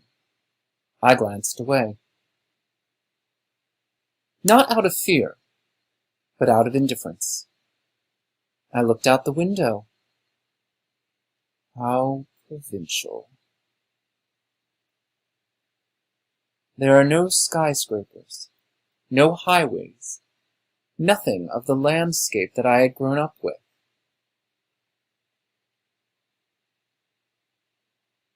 Will America be like this? Eventually, the terrain became more rural. A 2-lane highway took us out of the capital, Managua, and led us to the Orient. Trees on either side. Trees whose arms reached for the heavens for a drop of rain, for a drop of hope that life will continue, that life will once again be sustainable. The man coughed, then coughed again, clearing his throat of the cowboy phlegm left behind by years of cigarettes. Loosening with every vibration, but holding on to dear life. No different than the way I am holding on to my grandmother's hand. Outside, the trees had disappeared as we made our way through a small town. Every corner presents itself with another wall of cement homes, one tiny cement box glued to another tiny cement box, each more vibrant in color than its neighbor. Every color in my 64 box of crayons has been used. Every color, however, pouring itself out of the lines of this real-life coloring book. It's messy. The colors bleed onto each other in some, in others they chip away. No care, no attention to detail. A lack of importance. Why wouldn't someone care for their flaws? Few men are passed out on the corners. Women walk with giant baskets on their heads, bellowing,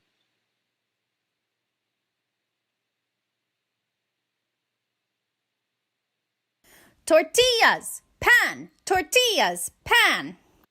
As the car slows down, children run past the steel blue Cadillac, with dogs chasing after them, dogs that look like malnourished chickens. Aquí están. We got out of the car. He handed me my carry-on, hugged my grandmother, got back in the car, and drove off with my sister in the front seat. I asked my grandmother, "Where is she going?"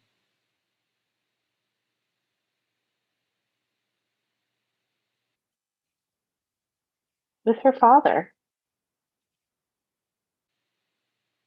She turned around and stepped into a celestial blue cement box.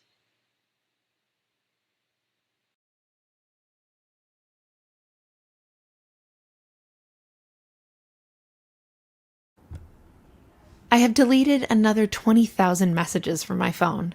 I had to. It was making my texting lag. I was sad to see them go. There was so much kindness and connection there.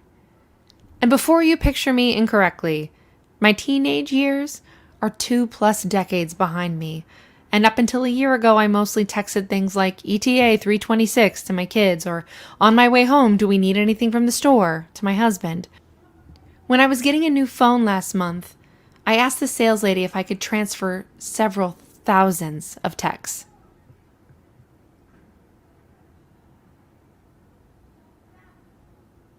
No, but I wish someone would text me like that. I nodded and was mutely grateful to whatever divinity blessed me with this, whatever it is. It started businesslike enough with, I'm going to be there in 20 pending traffic and no worries, driving as well. There being a nature refuge where I signed up for mentored archery hunting because I was hoping to find my friend Natalie a husband.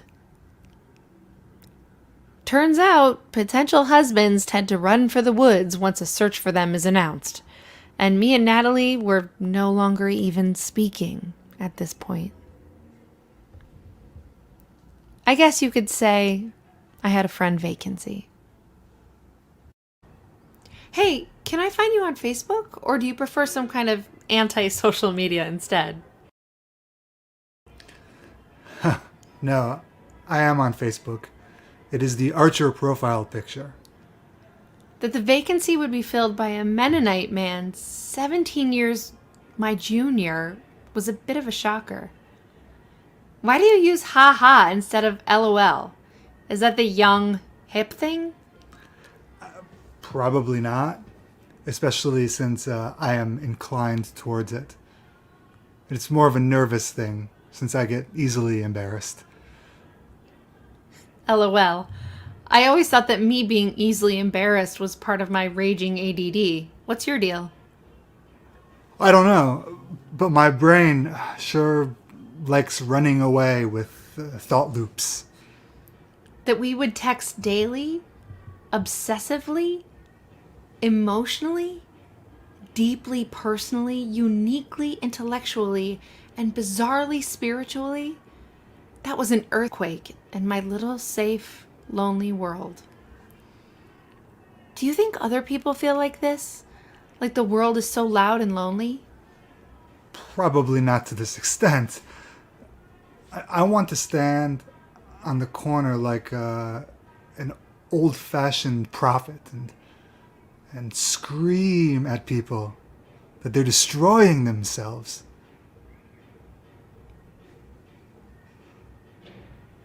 For a while, we were confused. Do you think that it was some kind of an absurd joke to bring the two of us together in a hunting blind? Like, what am I even supposed to do with you? Well, whoever sent you has my thanks. Then we were grateful. Were you sent by God? Maybe you are God. If I were God, I would do my taxes already, instead of mindlessly playing stupid computer games. Well, I see a face of God in you, as strange as that is. Then we read a whole bunch of articles together. This, 1,000,000 times this! I like how it says that there is no dimmer switch to us. It's all on or all off. And that it's okay. The world needs intense people to remind them of their own emotions. And then we went square dancing. You were right. This was joyful. This swinging is a total trust fall. Thank you for catching me every time. You're welcome. And then there was this shared quote. The ultimate touchstone of friendship is not improvement, neither of the other nor of the self. The ultimate touchstone is witness, the privilege of having been seen by someone, and the equal privilege of being granted the sight of the essence of another, to have walked with them, and to have believed in them, and sometimes just to have accompanied them for however brief a span, on a journey impossible to accomplish alone.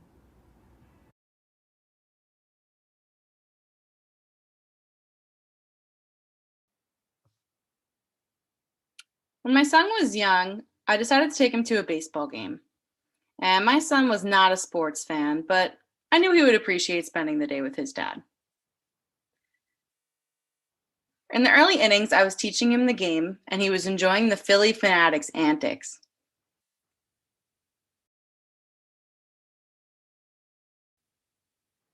In the top of the 7th inning, I got an idea. I leaned over to my son and asked him, wouldn't it be fun if everyone in the stadium sang "Take Me Out to the Ball Game"?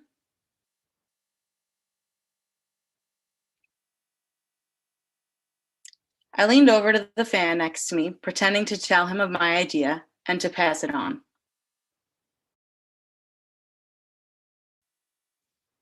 At the end of the top of the 7th inning, everyone stood up and sang the song.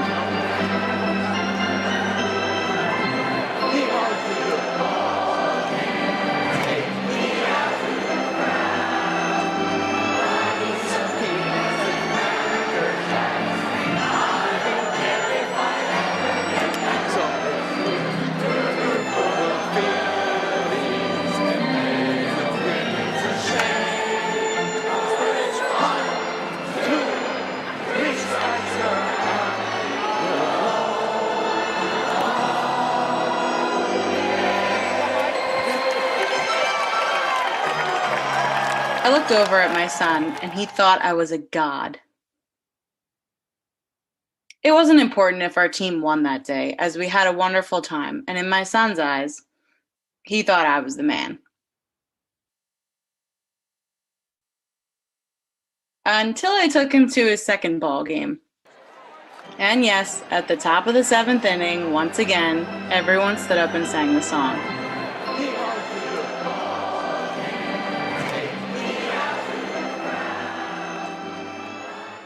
Dad, they do this every game, don't they?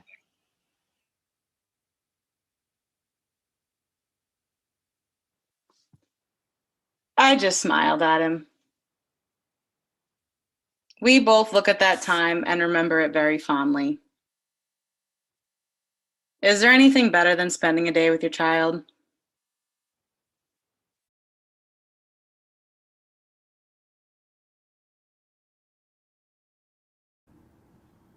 Is that your assumption of me? Is that what you think my identity is? Am I a geek? Well, I don't think I fit in with geeks. I don't fit in. Now, some of you may be looking at me and thinking geek and should fit in with other geeks. Granted, I know Frodo Baggins' middle name. I think the Enterprise would wipe a Star Destroyer out of the sky. And I can speak Klingon, Dothraki, Elvish, and Vulcan fluently. But I still feel like I don't fit in, even with those who share my same interests. Now, let me be clear. I love geeky things. And let me continue with my geek cred. I think what I'm wearing right now is the height of fashion. I consider cosplay to be an art form on par with Da Vinci.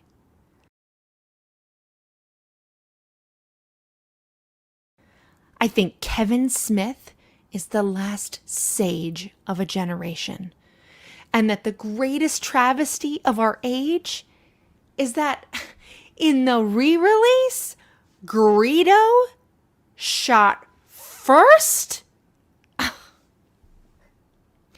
Oh, those of you who laughed at that or nodded in agreement, take the time to explain that bit to those that didn't. And let's be nice to our neighbors. But if I am the stereotypical geek, I should be very intelligent, correct? High GPA, little to no studying for extremely good grades. I should be able to recite the periodic table from memory as well, with the possibility of it being tattooed on my ass.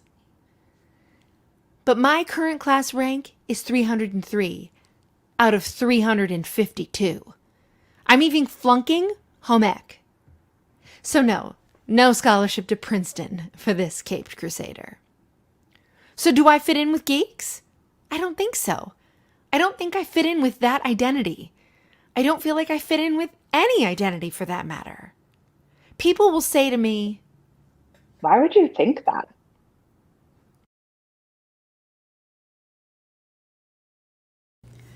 You know, everyone feels like they don't fit in. But you know what? You find other people who feel the same way, and all of you don't fit in together.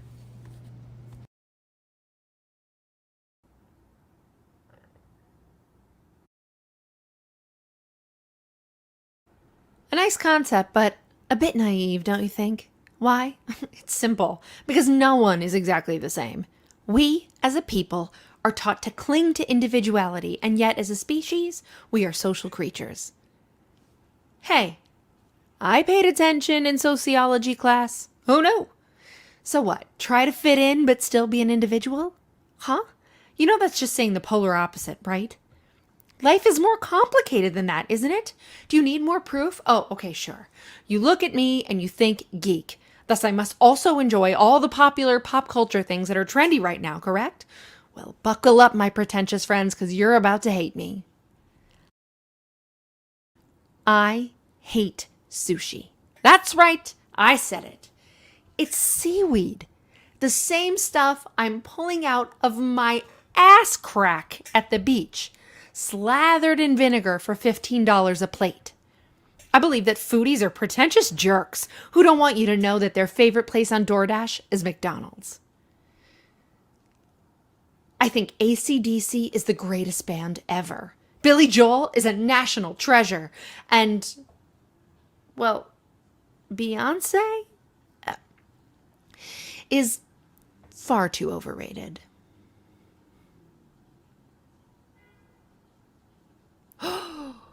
Ooh. Wow. I think I just physically felt the gasp from half of you at that statement. But that's what I think. I'm not saying that to be controversial. It's what I think. I know some of that is not very popular. Did you ever notice that the most liberal, emotional, expressive people are all about freedom of speech, unless you say something that pisses them off? So maybe I'm a conservative, right-wing Bible thumper. Don't get me started on religion. John 6:54, whoever eats my flesh and drinks my blood has eternal life? Isn't that cannibalism and vampirism?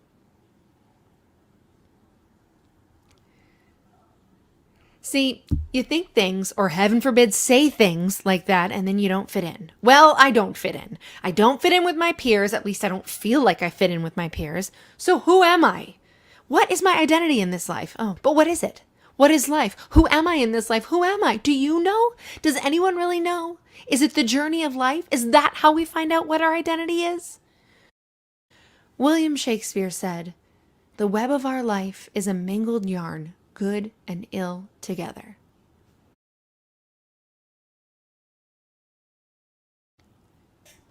Dennis Leary said, "Life sucks. Get a helmet." I don't know. I haven't any answers about myself, geekiness, religion, or politics. I'm a teenager. I don't want to deal with any of you anymore, and I want to wrap this up. Who I am and what my identity is doesn't fit into some cliche or category.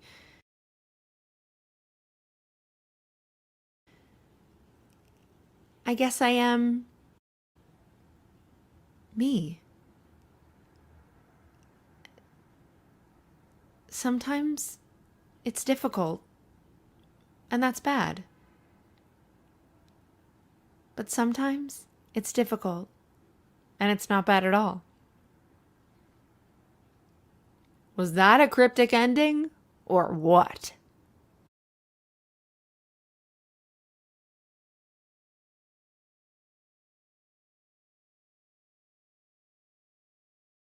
Seven years ago, my partner and I went to visit my mother. It was the first time they met each other.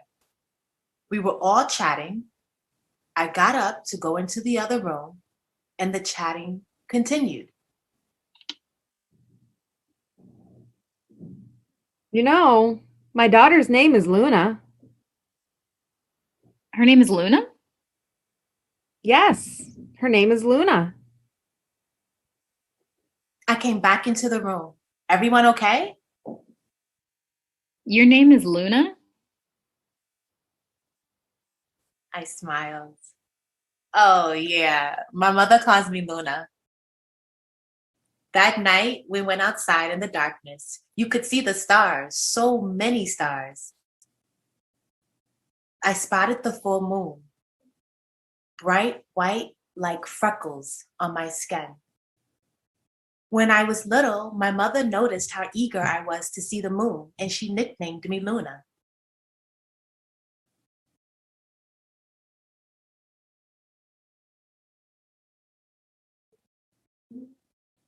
I laughed at her. No, that's not my name. But sure enough, during a blue moon, a supermoon, a blood moon, any full moon, I always open a window and set out glasses of water to collect moonlight. In the morning, I drink the moon water. That's my way of keeping connected and renewing my energy. So yes, my name is Luna.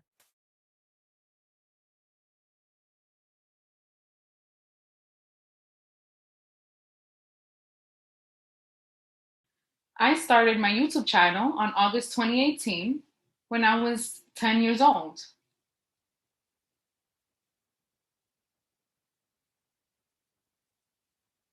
I mainly create digital marble races with a physics engine program called Algodo. Basically, marbles represent people that go through sports challenges and competitions, or who celebrate holidays or even escape flood events.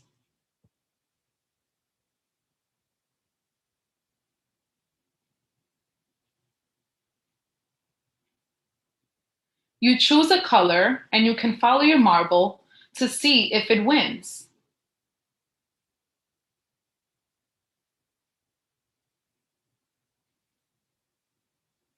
If you're crazy like me, you imagine your marble has a personality and you start talking to it.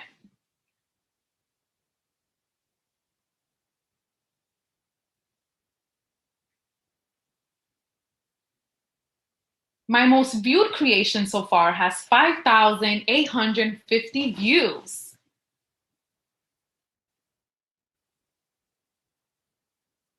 If I had to stand on a stage presenting my work to thousands of people, I would freak out.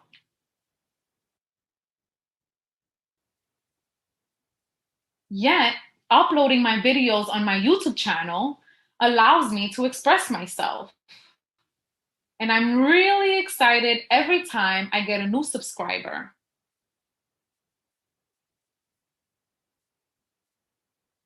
I have 157 subscribers so far.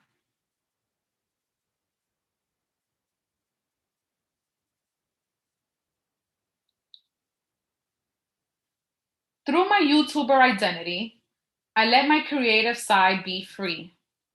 And I am very happy when others enjoy my creation.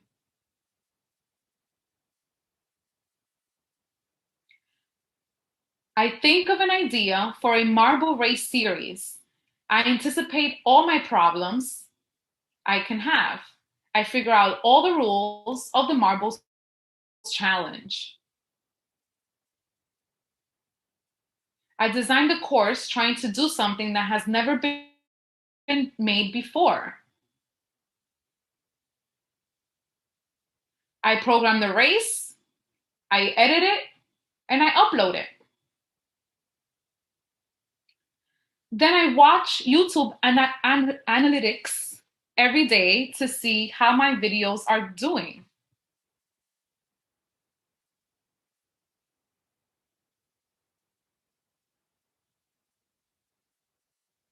Based on the data, I make decisions for what videos to make next. If people enjoy a series, I add more videos with a similar theme.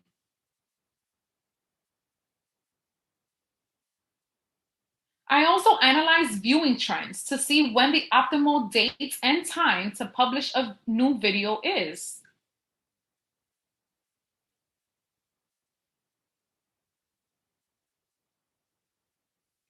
I find it interesting that my work can be appreciated by people from the US, Vietnam, UK, Philippines, Australia, Latvia, Bangladesh, Mexico, Brazil, Croatia, Malaysia,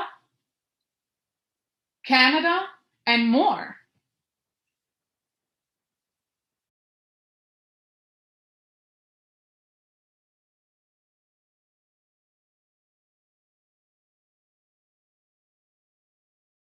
I arrived in Indonesia at 4 in the morning.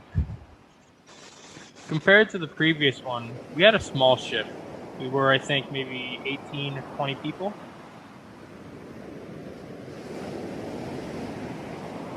It was a very small one, and it was leaking too.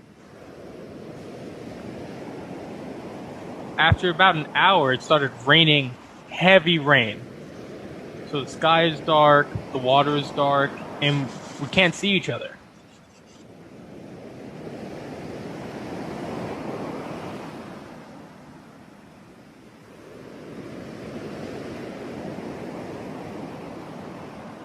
Everything I had was in my backpack, and everything was so wet. Plus, I feel so cold. We were in the middle of it.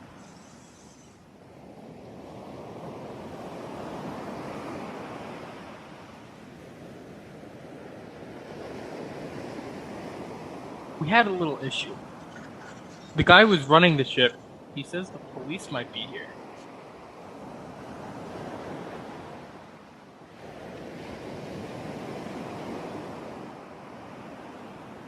Maybe not. Maybe we can just make it using the wind, because one of the guys thinks we might run out of gas.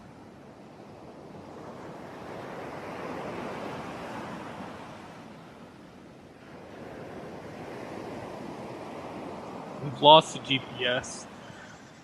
We had no way to figure out where to go next.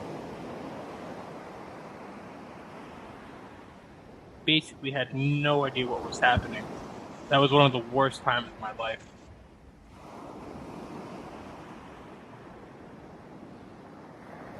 Everybody, the people around me, they're crying, and I say, why are you crying?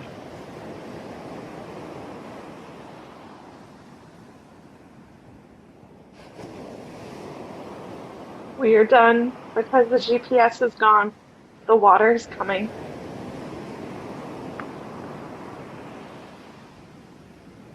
There's water on the boat. We don't know what to do.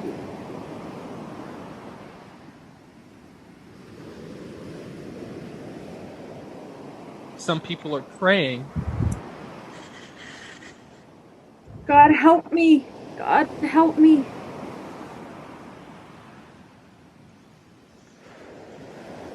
But after half an hour, or maybe an hour, they figure it out.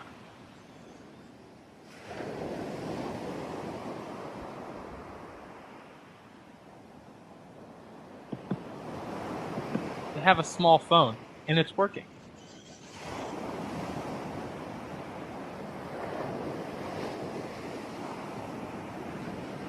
They call, I don't know who, but they call somebody and find out how to continue. And then we get to Indonesia. I think it was 3. I forgot what time it was.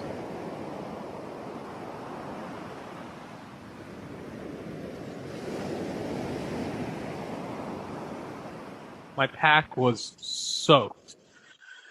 We get out and go into the forest, and it's wet there too.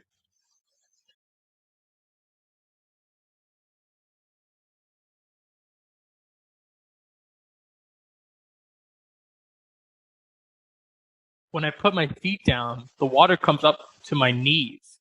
My feet were stuck in the mud, and it was hard to move. I didn't eat for like 2 days. No water, no food at all, and no sleep.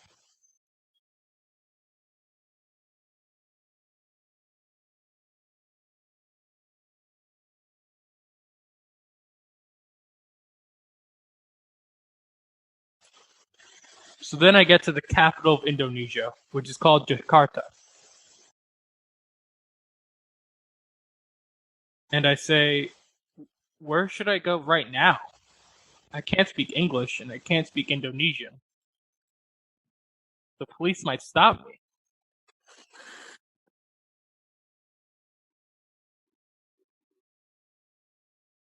Give me your ID. What do you have? Why are you here?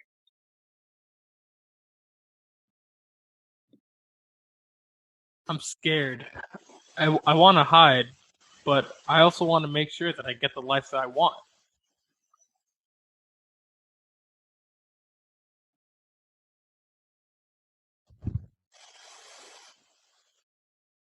Can't speak their language.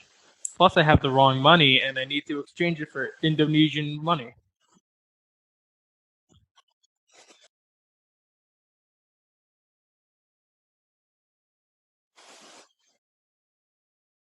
I feel all alone.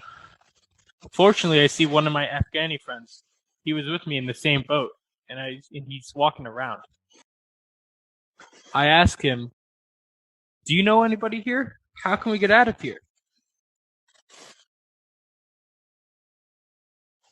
I know one person here who lives in Jakarta. He came here like 2 years ago and he's still living here in a shelter right now. I have his information. Let me give him a call. Hopefully he'll answer.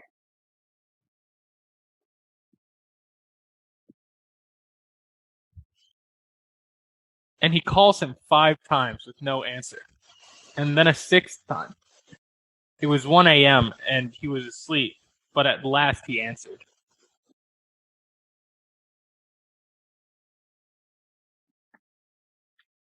Yes? It is me.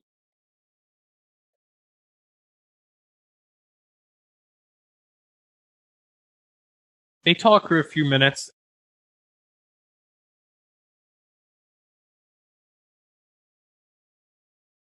And then my Afghani friend speaks to a taxi driver, telling him to take us to a hotel.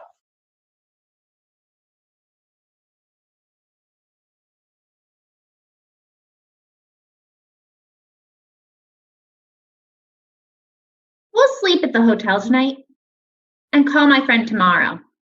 He'll help us out.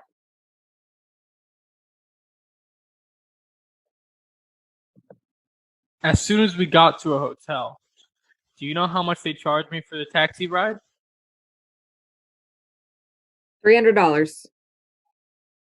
$300?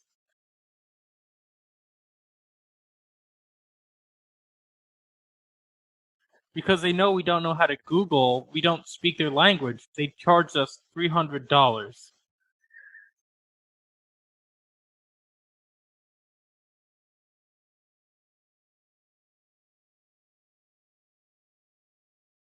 We said, that's all right. Just take the money and take us over there.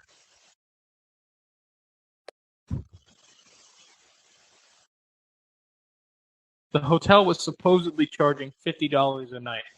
They charged me $200 per night. And we said, that's okay. We'll sleep now.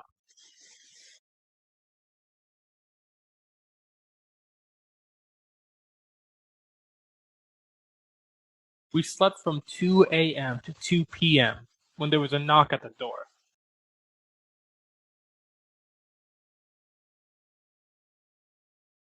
You want to stay or do you want to get out tonight? Because if you stay longer, you will have to pay for it. How much? Same as before, $200. Okay, I gave him the money so we can stay one more night.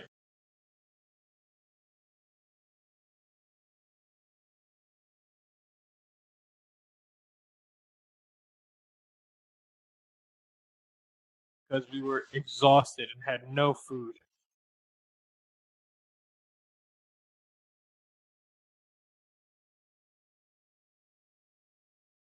The next day, I walked around and found another Afghani person who spoke my language. I said, "So we're new. Where's the UN office here? I want to get a UN card."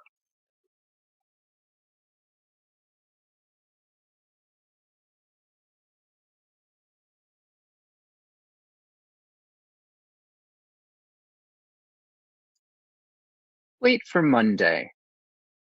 I'll give you the address to get your card. Okay. Where's a good place I can rent a room for a month or 2 months?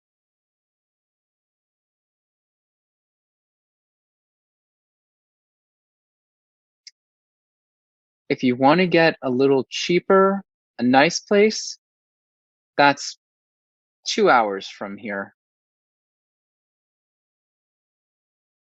Oh. How do I get there? First, you take a train, and then you take a car. You have to write this for me or find somebody to go with me.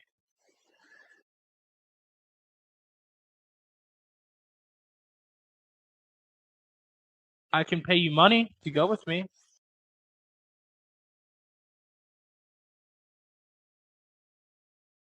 I can pay you 1 day's salary to make. Sure, I need somebody, okay?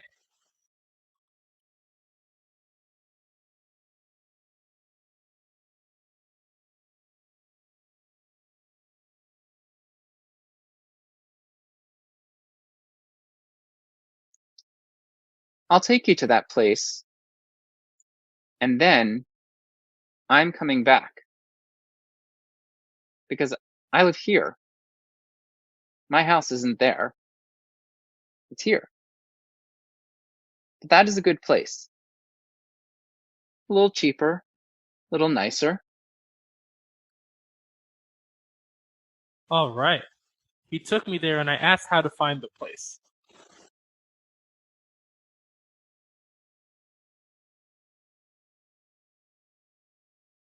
I know people that live around this area. Let me talk with them and see if they have a room for you. Or maybe they can find one for you. So everybody helps me somehow. And then it takes me 3 weeks to learn to manage my life.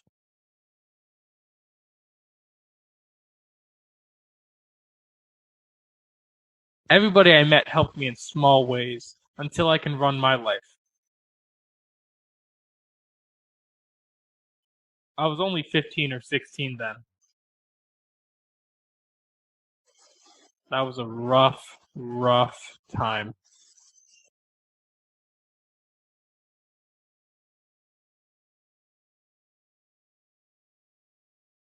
Hi! 2 of my favorite hobbies are cooking and baking. I love how it brings people together.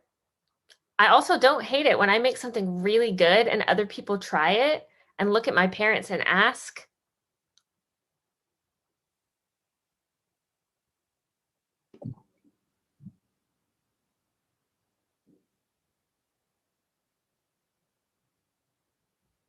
Did you make this? and my parents say, No. Our 10-year-old daughter made it. no, but seriously, a good dish can make people bond regardless of where they're from or who they are. And a bad dish can also bring them together by making them all pretend the dish is good while at the same time internally screaming at the chef. Also, since I'm 10, but almost 11 years old, as you probably guessed, there aren't many things that I can do without any help from someone else. But I can bake and cook, so that gives me a sense of independence. One of my earliest memories surrounding cooking and baking was when I was 4 years old and I was trying to help my father, and I put way too much seasoning. And so my dad got angry.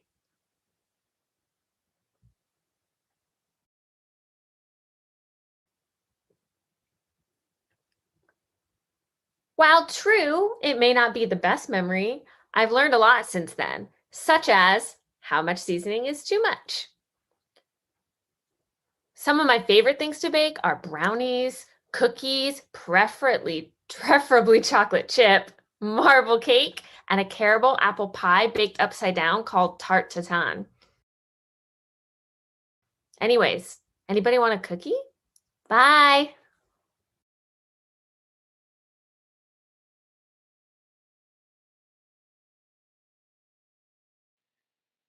Hi. I work with a company in New York City, a big company. A few years ago, one man in my company decided to expand his team, and he asked new people to join his team to get more business. I let him know I was interested, and he called me in for an interview. So we had a nice chat for about 20 minutes, and then he asked me, Where are you from? Oh, I'm from Brooklyn. No. That's not what I mean. I mean, where you from original? Brooklyn.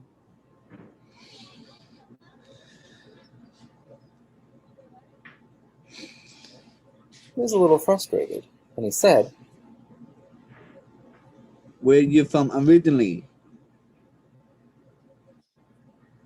And I realized he was asking me because of my speech. Even though I speak well, I still have a lisp.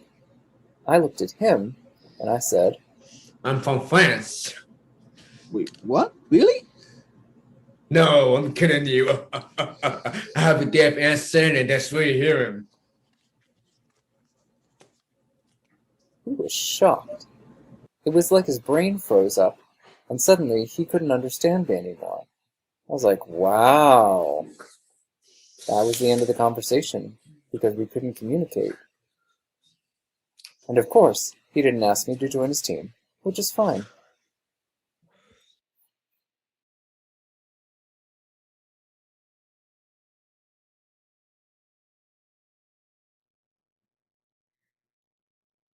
It was 2:30 in the afternoon. Yom Kippur, the holiest day of the year, was to start that night.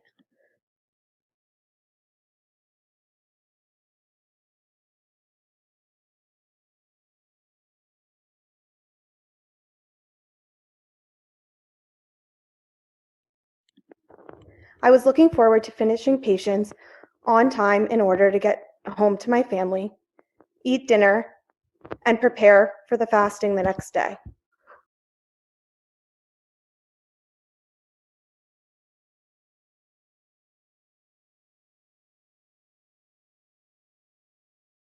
Then my secretary said,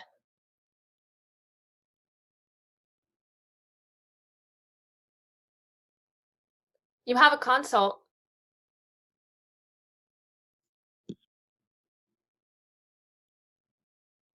a consult is a request from a doctor to evaluate an inpatient and make recommendations with regard to a specific issue in my area of expertise.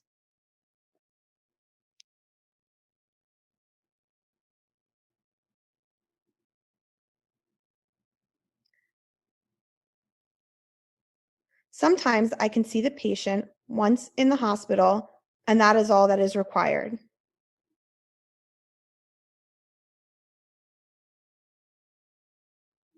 Many times, the patient will need follow-up in the hospital or even in the office after he is discharged.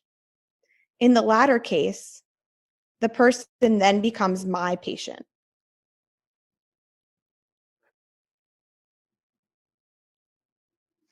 For me, a consult involves walking over to the hospital after I have completed office hours, reviewing the chart, talking to the patient, examining the patient, and then recording my findings and suggestions on the chart.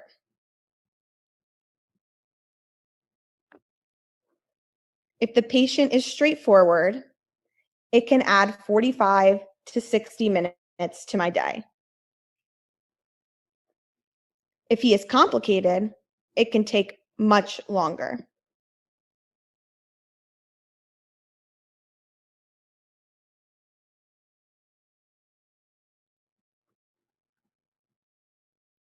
On this particular night, I really wanted to get home to my family and did not appreciate the added time requirement at the end of my day. Nonetheless, as a physician, it is my duty to take care of patients to the best of my ability, regardless of my personal priorities. Little did I realize how much my professionalism was about to be tested. I finished with the patients in the office and walked hastily to the hospital.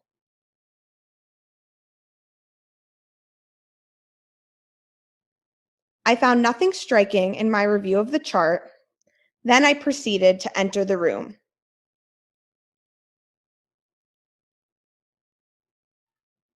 I was stunned by what I saw.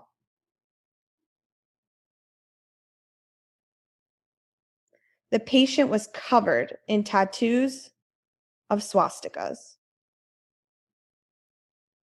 On the eve of Yom Kippur, a million thoughts ran through my head. My responsibility is to care for him to the best of my ability. But as a Jew, how do I block out the hatred towards me, which is conveyed all over his body? Can I really take care of this man?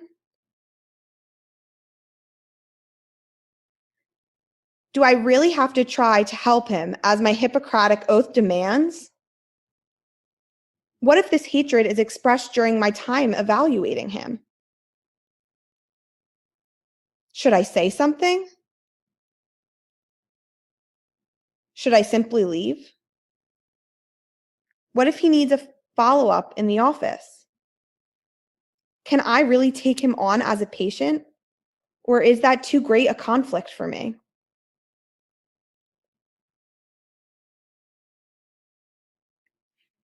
My professionalism and my personal priorities were at odds with each other.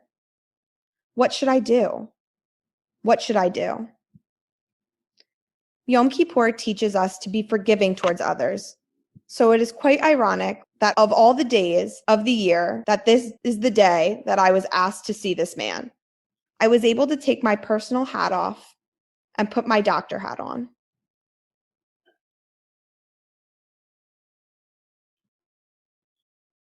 That is what a professional does, but admittedly, it was not easy.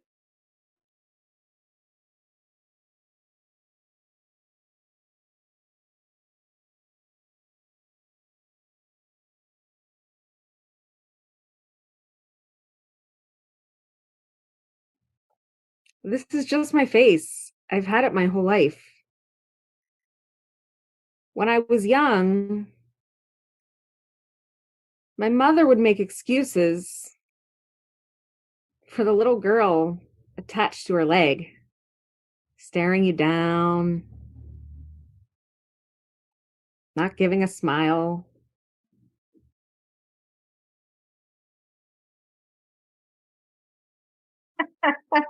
She hasn't had her coffee yet.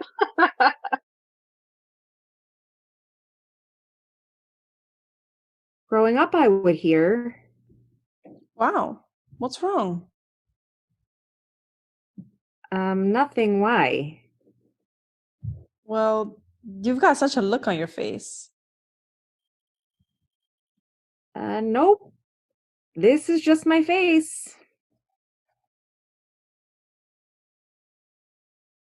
I wear my thoughts on my face.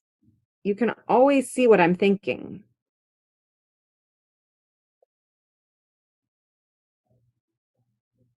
Sometimes that's an asset. You know, I'm listening, agreeing, on the same page.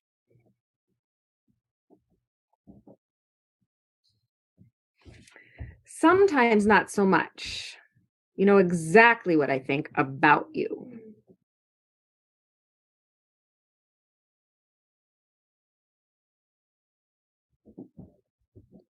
I'm not always aware of this, you see. So there are usually misunderstandings and tension. This is just my face. It can be misleading. I actually am a friendly person. When I was a teenager, I was a supermarket cashier. And I had great statistics for making fast transactions and the number of customers per hour.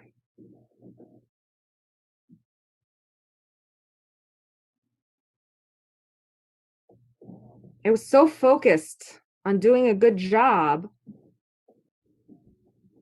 I didn't notice I looked like a miserable, sour-faced kid. Customers would always comment, Wow, tough day? I can see you really love your job. Someone looks like they woke up on the wrong side of the bed.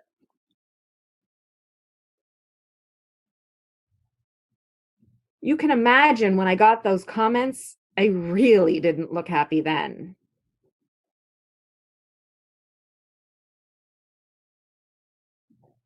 My mom and sisters would come to my register when I would work. I'd be so focused on my job and scanning items, I wouldn't even notice them pointing and giggling at me for my face.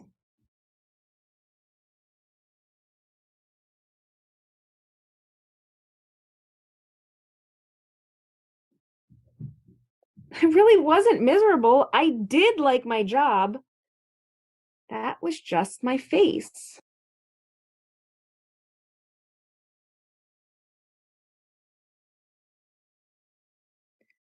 Over time, I've learned to be more aware of my face with coworkers, colleagues, friends, making sure to engage positively, smile and wave, smile and nod.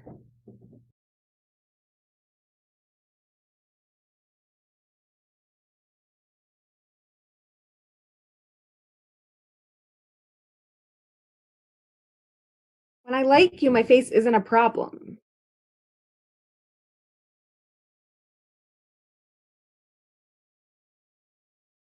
Please know I'm not always annoyed or angry if I'm not smiling.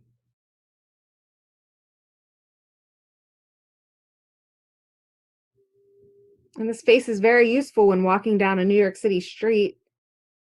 No one stops me and tries to sell me perfume, stops me to see if I'll fill out a survey. That is a big win.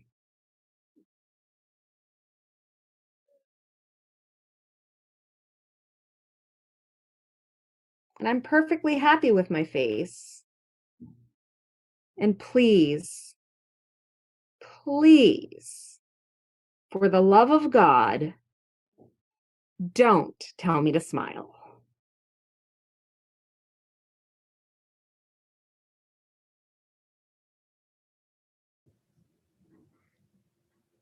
Since I was growing up, I've always thought of one question.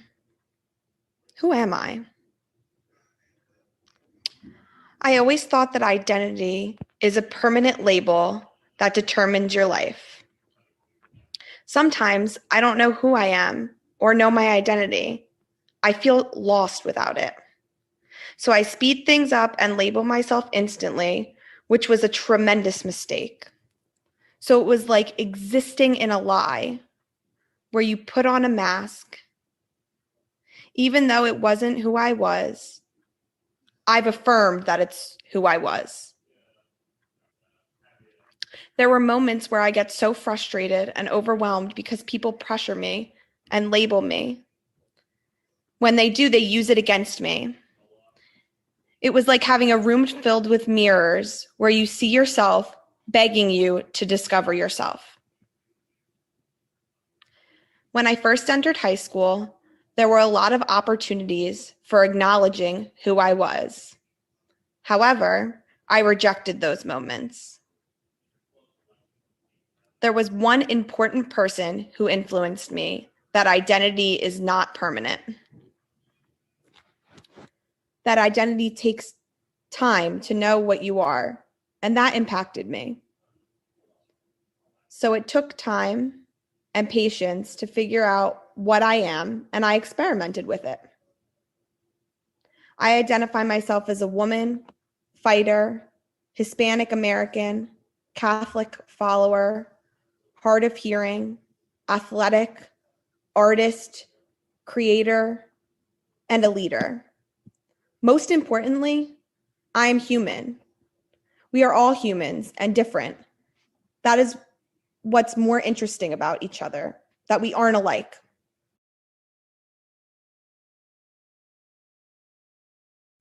I believe that's cool. Sometimes we have to accept each other and go with it. We can't be labeling other people and pressuring them. It brings them down, and that makes them hide. Remember, we are all humans, and identity takes time. So you are not alone in this.